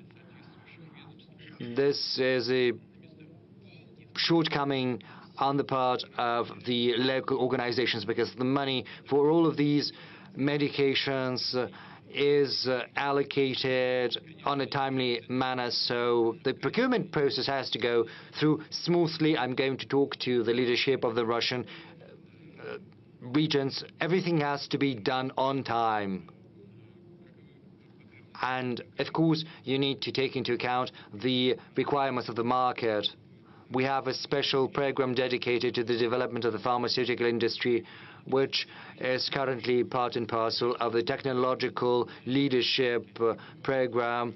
There's a special subsection within that project related to essential medications. By 2030, we need to supply 90% of our own medications, and as far as medical equipment is concerned, the figure is 40%. So we are making good headway, but of course we've got all of this big work cut out for us, and malfunctions do happen. I know that you have spoken about deficit of insulin. Well, actually we have enough of insulin. The same goes for saline solution. I'm aware of that. I'm trying to follow all of that as far as saline is concerned. It's not about saline, it's about packaging. It has to be supplied on time. Two ministries, the Ministry of Healthcare and the Ministry of Trade and Industry, did not take the timely decision on the price of the packaging. And the price was not competitive for the producer, so they had to buy some of the packaging from abroad. Right now, the decision has been made, and I'm hopeful that these malfunctions will not happen in the future. But we'll have a look at all of that in future. Mr. Peskov, over to you. Yes, let's move back to the audience. You know, we won't get far this way. Well, let's not do it like this. You know, we'll be plunged into chaos and we won't be able to deal with that. I'm sorry. Ksenia Aksionova, Spas TV channel. You know, there's a person whom you have great respect for. That is the spiritual father, Father Nostrin. He said that we need to prohibit abortions, four-letter words, and we also have to bury Lenin's body. The first thing, the patriarch has said that abortions have to be prohibited because they only mutilate the bodies of our people. Secondly, you have spoken about the four-letter words. You said that it's basically invoking dark forces, and I would like to ask you about dark forces because right now Russia is plunged into renaissance of occultism, readily available pornography, and people spend more money on pornographic websites and extrasense and spiritualist than on anything else. And the third component is burying Lenin. I'm not talking about the assessment of his activities, but about respecting the will of his family, because, you know, an embalmed body in a mausoleum is a godless tradition. What prevents us from burying the body of Vladimir Lenin? Well, I am confident that these are not the questions for the big press conference. These questions are very sensitive as far as abortions are concerned. Of course, we have to think about respecting religious convictions. They have to be protected, of course, on the one hand. On the other hand, we have to address the demographic issues, but we also have to think about the level of welfare of Russian families with children. We have to think about their future, and we also have to think about the right of women to make these decisions. This is a very sensitive matter we cannot address during the press conference. nor can we address the issue of pornographic websites. You know, there are some people who are not happy with the fact that YouTube is being slowed down. I think porn websites are visited all across the world. It's as easy as ordering, you know, a beefsteak on the internet. I think it's an issue not just for us, but also for everyone. What can our response be? You know, there can be bans and prohibitions, but you always have to come up with an alternative. We have to come up with something which is more interesting than a porn site. Like, so that you go for an alternative, because, you know, you've been to a porn site and now you have to go for something more interesting, more passionate, something that causes greater interest. But in Russia, in particular, we shouldn't make any step that would drive a wedge in our society. This is what I think. But Ilya is correct, of course. I like him, and he told me that, and I listened to what he has to say. Let's move to the other sector. You know, there's Kolesnikov. Yes, Andrei. Good afternoon, Andrei Kolesnikov, Kommersant newspaper. Good afternoon. Mr. President, it's been almost 3 years since the beginning of war. We've all changed profoundly. The war has changed each and every one of us. But what has changed inside you? Have you come to understand something about yourself? And another question, if you don't mind, maybe no one is going to ask that question. No one is asking it.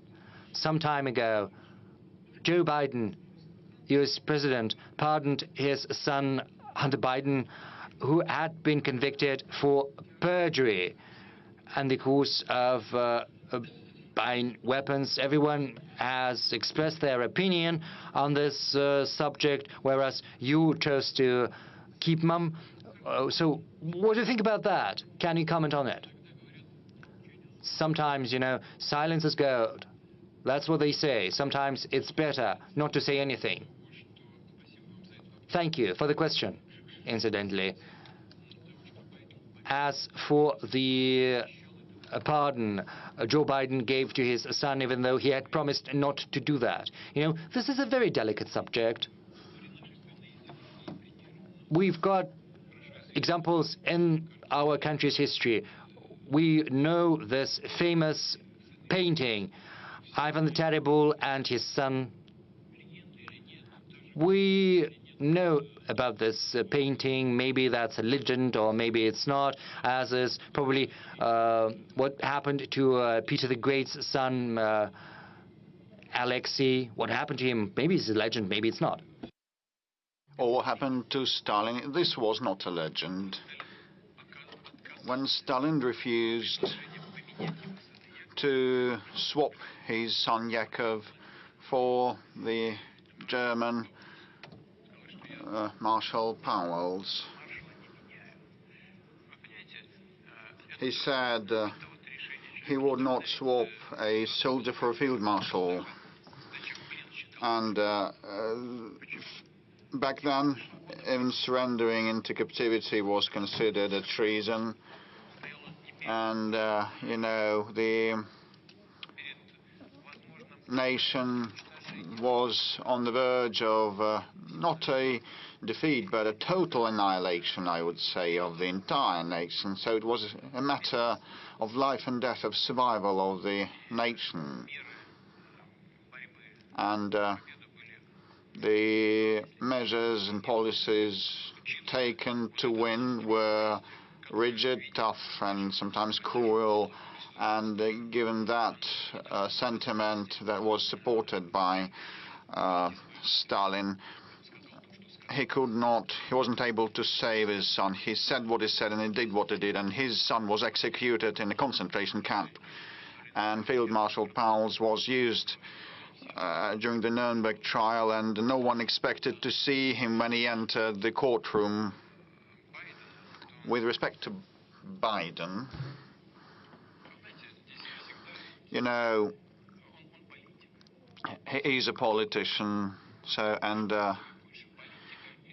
whether you have more of a politician or a human always is an important question. It turned out that Biden had more of a human being, so I wouldn't condemn him for that. And there was also part number one. Whether you have changed over the past 3 years. You know, we all keep changing every day, every hour. All the visitors of this room, all the streamers, we are in a flux, and those 2-something years have been, well, a tribulation for everybody, for the entire country, and for myself.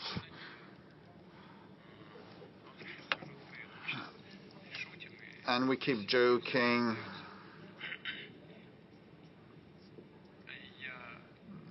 Despite that it has been a trial.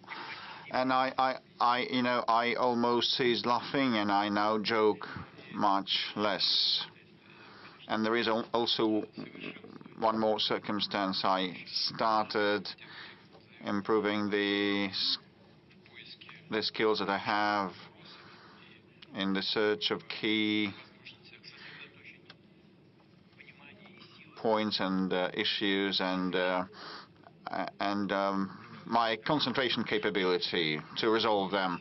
The opposite sector, I can see RBC news outlet. Will you pass the mic? Polina Himshashvili, RBC, as a follow-up on the question, you said that you now laugh and smile less. Could we return to February 2022?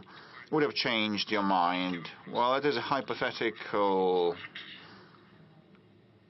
question. Had we had a chance to go back, looking with hindsight, knowing what is happening now, I would have thought probably back in 2022, I would have thought that the decision made in early 2022 ought to have been taken before, earlier. This is number one. And number two, well, we ought to have started getting ready for those developments and the special military operation before. And the Crimean developments were kind of off the cuff, offhand, impromptu. And the 2022 also, we started because we could not tolerate it anymore and wait for the situation to deteriorate further. And the Kiev authorities stated directly in so many words that they would not implement and fulfill the Minsk set of measures, and they claimed to obtain the WMD, and we figured out that we had been deceived with respect to the Minsk arrangements, and the massacre had lasted for 8 years, and they just dropped it aside. And we saw that the military stationing of those territories began, and the annihilation of all things related to Russia began, and we could not carry on like that anymore. They compelled and forced us. Had we known in advance what would happen, we would have prepared in a systemic, real, serious way. This is what I would have thought. Dear friends, we've been working for more than 4 hours. We've exceeded the 4 hours duration. Let's allow these colleagues. Ura, daughter, will you please stand up, lady? Pass the mic. Thank you, Mr. President. Ekaterina Lazareva, Ura News Agency. You have mentioned some of the European leaders. So I would ask the following. 2025, Russia will mark 80th anniversary since the victory in the Great Patriotic War, and you start inviting international leaders. Well, if we recall, this year France celebrated the Normandy Day, the Normandy landing day, and they didn't invite us. And the Auschwitz anniversary, liberation anniversary, also was celebrated. You were not invited. But have you submitted invitations to the former anti-Hitler coalition representatives to attend this future forthcoming anniversary? Is it important for you to see US, France, and Great Britain represented? As regards inviting us to events, we do not seeking anything like that. We are fine at home, and we should strengthen ourselves, and this is the overarching policy of ours. And second, we will never forget the sacrifice suffered by our nation and brought to the altar of the victory. We will never forget that. And other countries, naturally, today are trying to pass that into oblivion. This is part of their anti-Russian campaigning. But this is up to them. We will be glad to see everybody wishing to attend this glorious red letter anniversary. Well, I do subscribe some invitations, but it's principally the responsibility of foreign ministry. My position is that we'll be open to anyone wishing to attend. We'll be glad to see everybody, included the anti-Hitler coalition members who back then contributed considerably to the victory over the Nazi Germany. The United States and Great Britain with their northern convoys, and there were very many feats and heroes there, and some of the veterans have survived to date, and the British sailors were heroes. And when they disembarked in France, in the north of France, the Americans also acted in heroic ways, but their casualties and their participation, their contribution is not comparable to ours. And the Soviet Union lost 27 million, the United States 500,000 people only, the United Kingdom less than 400,000 people. In the First World War they lost 1.5 million. Conversely, so the contribution had different weights, but their participation was important. And but when I became president, we repaid everything. The Lend-Lease debt. Also, the Americans recovered that from us in full. And we have repaid that despite so many years. But we appreciate the contribution of the allies, and we'll be glad to share the joy of victory with them. We have lots of questions still. Let's ask someone in the room. Please don't make that much noise, otherwise I will conclude. Yamal, I can see Yamal wishing to take the floor. Mr. President, good day. Yamal Media, Zhazden, and the Western countries have imposed more than 40. Well, I stopped counting, but, imposed 40,000 restrictions against us. But, our progressive development in the Arctic is something that they have a grudge against, and they actually say that their goal is to do away with the LNG projects in the Arctic. What do they fear so much? Why are they so much afraid? Will they be able to hinder our pace of development in the Arctic? Well, they fear competition, actually. This is why they use politics for unfair competition. Novatek is a well-known company that is not a global leader. Other companies and countries produce more LNG, but ours keeps growing, and they want to impede that growth. This is kind of unfair ways to restrain competitors, and this is bad for them if they fight competition like this. with non-economic means, that they will lose their competitiveness one day. It may not happen tomorrow, but that will happen for sure if they continue in this vein. Have they been impeding us? Yes, they have. They have been putting handicap on us. Will they be able to kill it off completely? No. They will do damage to us. But, you know, we will find a way out supplying energy, given the fact that the demand for energy will keep growing in the global economy as it develops. This is the data of the global economic institutions and their opinion. So this product will enjoy demand in the global markets, and we will keep advancing our projects and increasing our share in the LNG market. And with respect to pipeline gas supplies, Ukraine has declined to extend the transit contract. It was Ukraine, not us, you know. Ukraine declined to extend the gas transit contract, despite the fact that they received $700 to $800 million per annum for gas transit.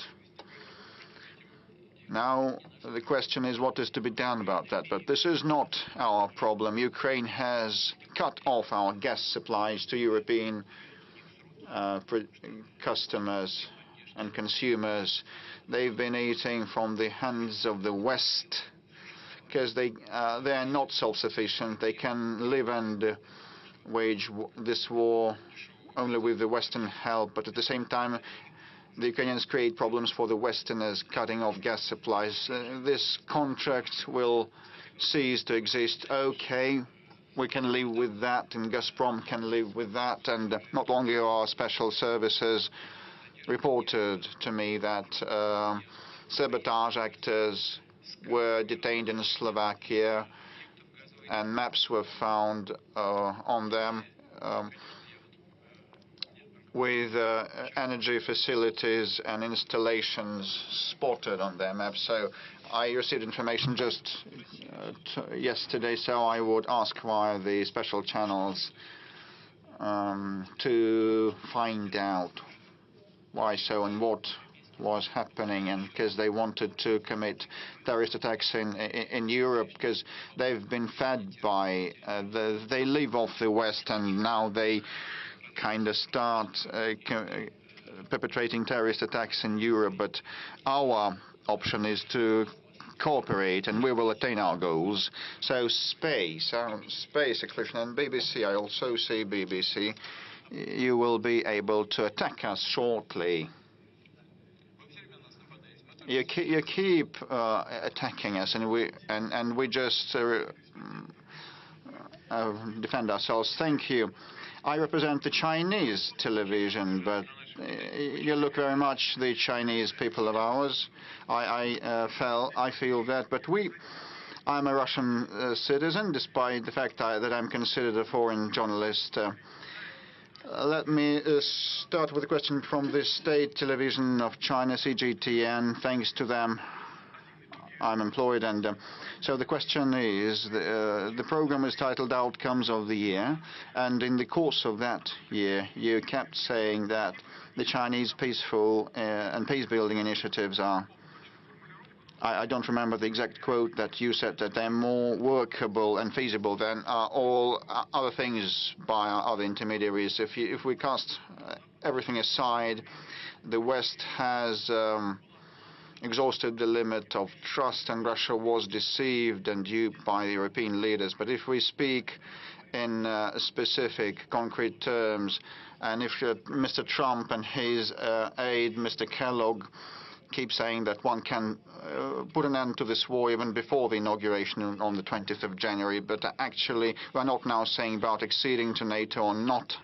just seize the fire in an instant.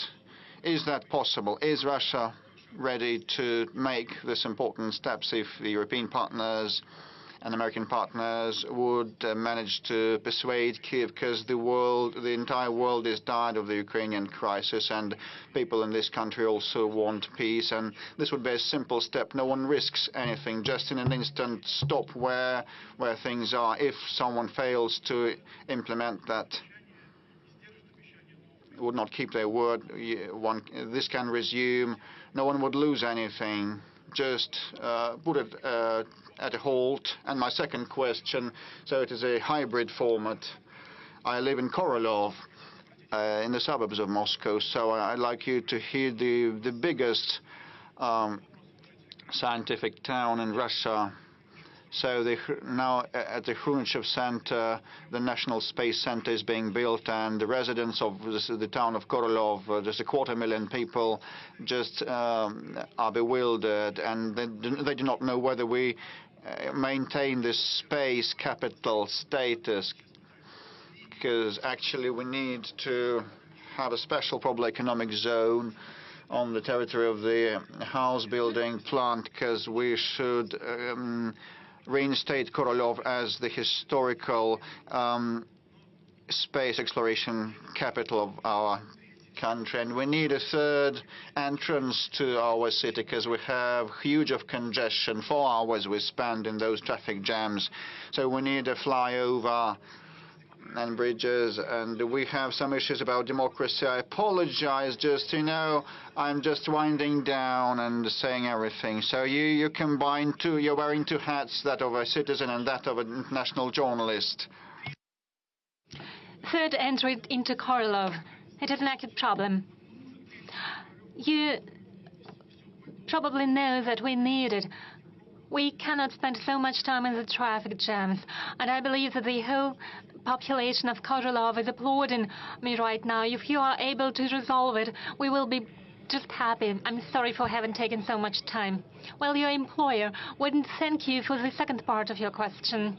It's not what he sent you here for, but you got my message correctly. You should think about your home. Well, actually, we raised the issue of the entry into Korolov. I remember it, I know it from our previous debates on the development of Korolov as a space capital of Russia. In Moscow, we are already constructing an important center. It is important for the development of the space industry, but the town of Korolov is a recognized center of space industry. I'm not going to go into detail, but Korolov, as a scientific town, undoubtedly deserves its due attention. I'll necessarily raise this issue with my colleagues, with those who deal with aviation and with space. There are different plans. The idea of establishing a special economic zones does have its justification and its reasons. I'm not going to pronounce the final judgment, but it is something we have to think about. And indeed, we should think of using the potential of the city. You are absolutely right in this regard. Now turning to the peace initiatives of the People's Republic of China and the People's Republic of Brazil, the South African Republic of South Africa. Why we find it important? It's because it is a sincere attempt to find a solution. From our point of view, this attempt is a balanced one, and it is not imposing anything on any of the parties, neither on Russia nor on Ukraine.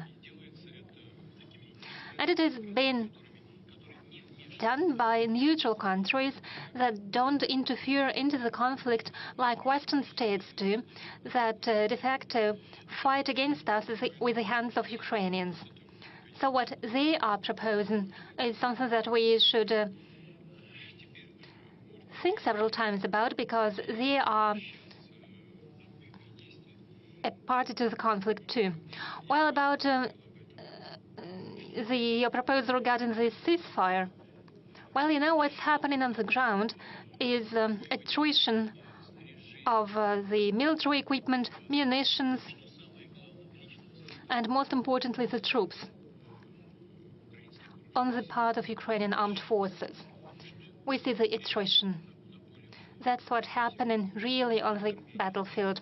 Our army is advancing. The adversary cannot get a foothold on and can entrench on the positions that it has left. They leave the areas, and even if they take over some areas, they cannot entrench in these regions. If we declare a ceasefire for a week, it will give our adversary the opportunity to entrench themselves, to receive munitions, which is very important, and something that is equally important from the point of view of training the troops. Well, right now they are simply recruiting people on the streets. They simply catch stray dogs, them like stray dogs. But stray dogs are at least put into special centers. And here they simply catch people in the streets and send them to the front line. That's what we see on the front line, on the battlefield. They are not trained properly. It's not how soldiers were trained during the Soviet times. Even those who received trainings in the Western countries cannot be compared to those who had been trained in Soviet times, because they are prepared and trained by those who have never been on the battlefield. So how can they train others? So a long ceasefire, relatively long ceasefire period, will give an adversary the time for training and retraining of personnel. In the battalions, they have 35% of the troops, of the necessary troop numbers. So they'll receive time to re-equip their divisions. What we need is not a ceasefire. Instead, we need a lasting peace with guarantees for the Russian Federation. It is a complicated question how we can ensure these guarantees, but we could think about it. As for short-term ceasefires, it was a proposal by the Prime Minister of Hungary, Mr. Orban. That's what he said. I hope Victor will not be angry with me if I reveal at least one part of our conversation. He said, "What would it cost to you if you announced to declare a ceasefire for at least a day or two?"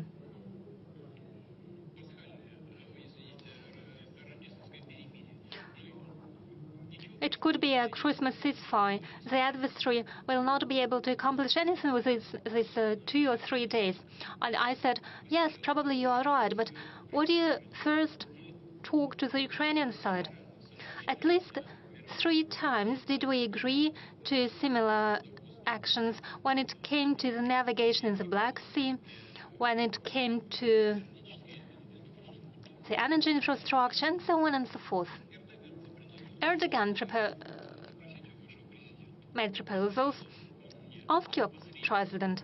He was a mediator, and as a mediator, he made a proposal. I said, I need time to think about it. Next day, I called him, and I said, okay, we agree. But next day, head of the Ukrainian regime said, no ceasefire, no talks. I called later on Erdogan, and he says, well, those are our partners. And now I asked Orban. He suggested a Christmas ceasefire, and he also proposed a prisoner exchange. I didn't say no. I said, well, I will have to think about it in principle, but go and ask them. He went and asked them. Next day, head of the regime said there would be no ceasefire and no prisoners exchange. That's the answer to your question. We've been on air for more than 4.5 hours. We are going to an end. Now, word to the BBC. They promised to attack us. Well, they do so without any promises. That's what they receive money for. Exactly 25 years ago, Boris Yeltsin resigned office, and he handed over the power to you, and he told you, stay on guard. 25 years later, would you say you have succeeded in it? Because from our part, we see significant losses. during the so-called special military operation that you have declared. We see Ukraine soldiers in the Kursk region. You criticize the NATO expansion and enlargement, but there is now a greater NATO presence at the Russian borderline. I mean in Sweden and Finland, we have demographic and economic problems. What do you think? Have you succeeded? Yes, I believe I have. I believe we have moved away from the brink of an abyss, because what happened to Russia before that and after that was leading us to a complete and total loss of our sovereignty. And without sovereignty, Russia cannot exist as an independent state. I would like to draw the attention to what you said about Boris Yeltsin. It looked good. One patted him on his shoulder. One preferred not to notice when he drank a bit more than he should. And he was warmly received in all Western circles. But when he raised his voice to protect Yugoslavia, when he said that it contradicted international law in the UN Charter, as soon as he said that it was unacceptable in modern Europe to attack Belgrade, the capital of a European state, without any sanctions imposed by the UN Security Council, immediately was he persecuted, and immediately one started criticizing him. Don't you remember it?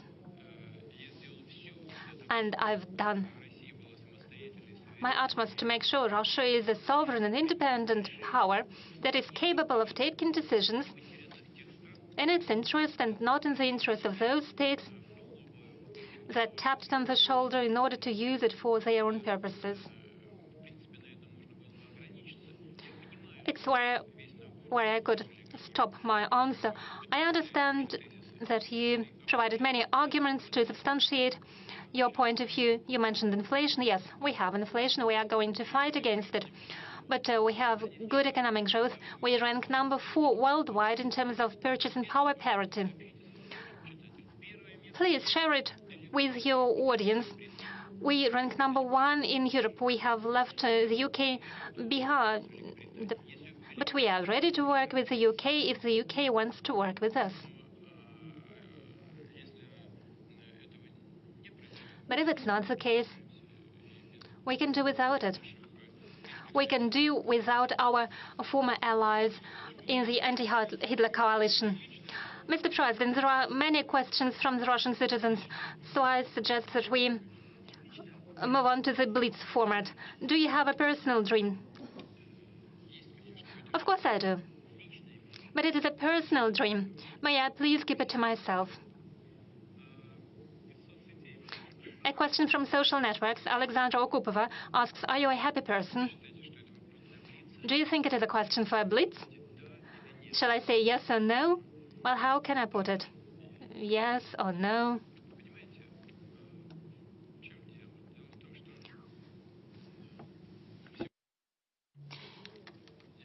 It's a well-known fact that I was born in a regular working-class family.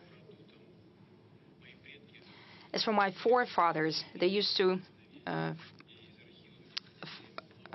cross the Danube River, and I have a document that says that one of my forefathers was awarded the St. George's Cross for that.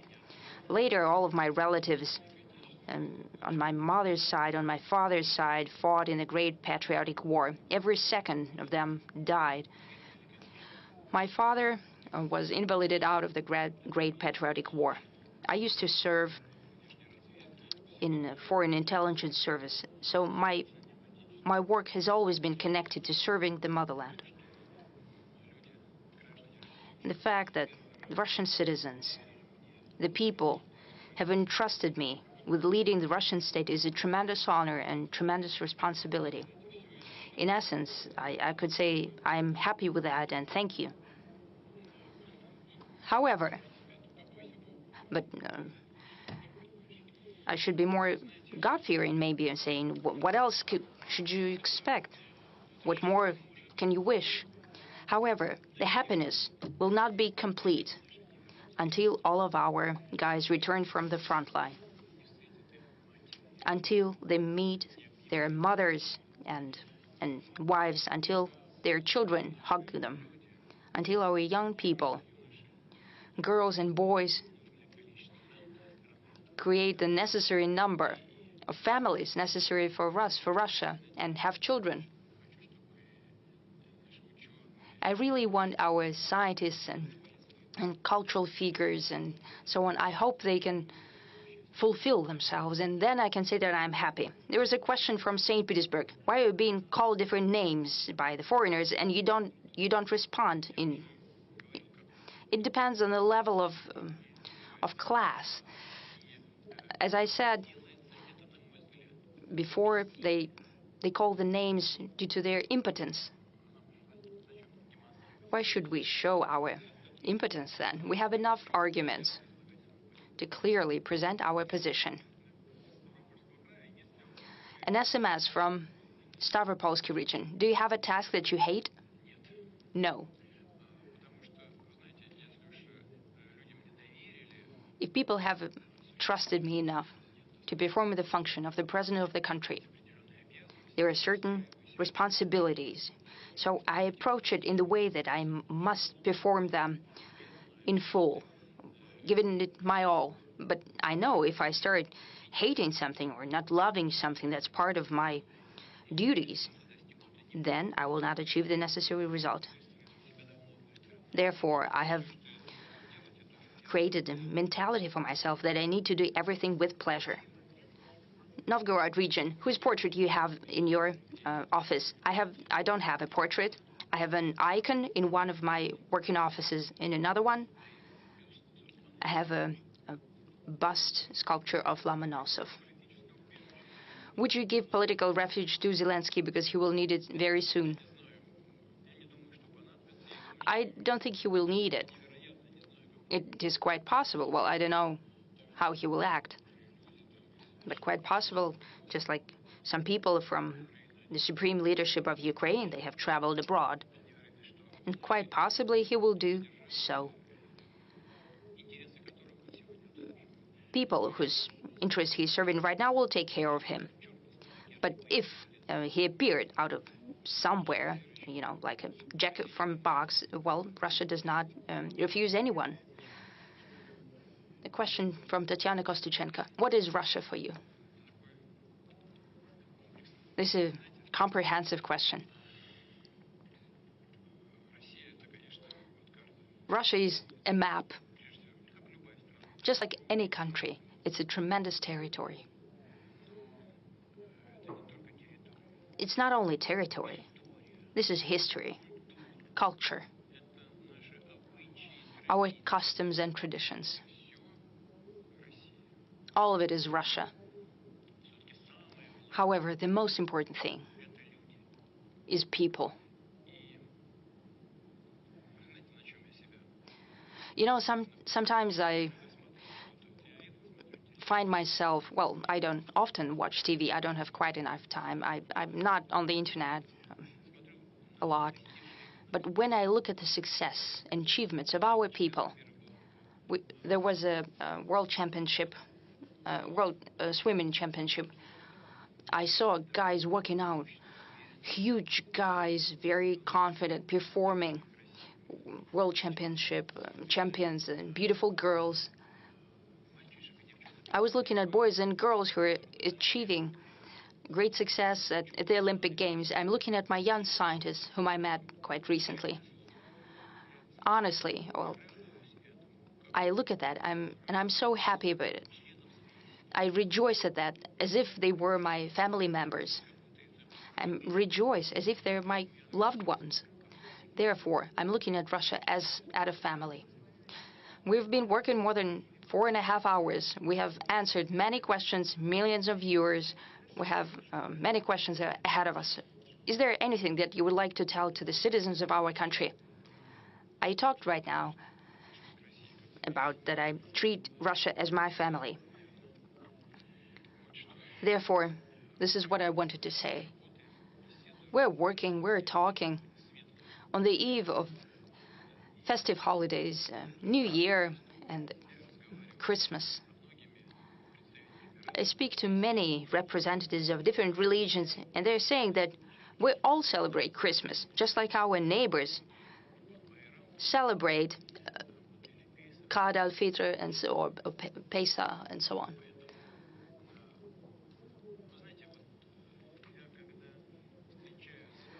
You know, when I meet with the representatives of different religions, I ask them, when you talk to people, just a regular conversation, what do people tell you? What do they regret? It's not naturally the secret of convention. But you know what people regret? They did not spend enough time with children, or did not dedicate enough attention to children. On the eve of the New Year, which is a family holiday, and especially Christmas, I would like to wish everyone to dedicate more attention to your loved ones. I would wish to all of you success, well-being, and health. Thank you.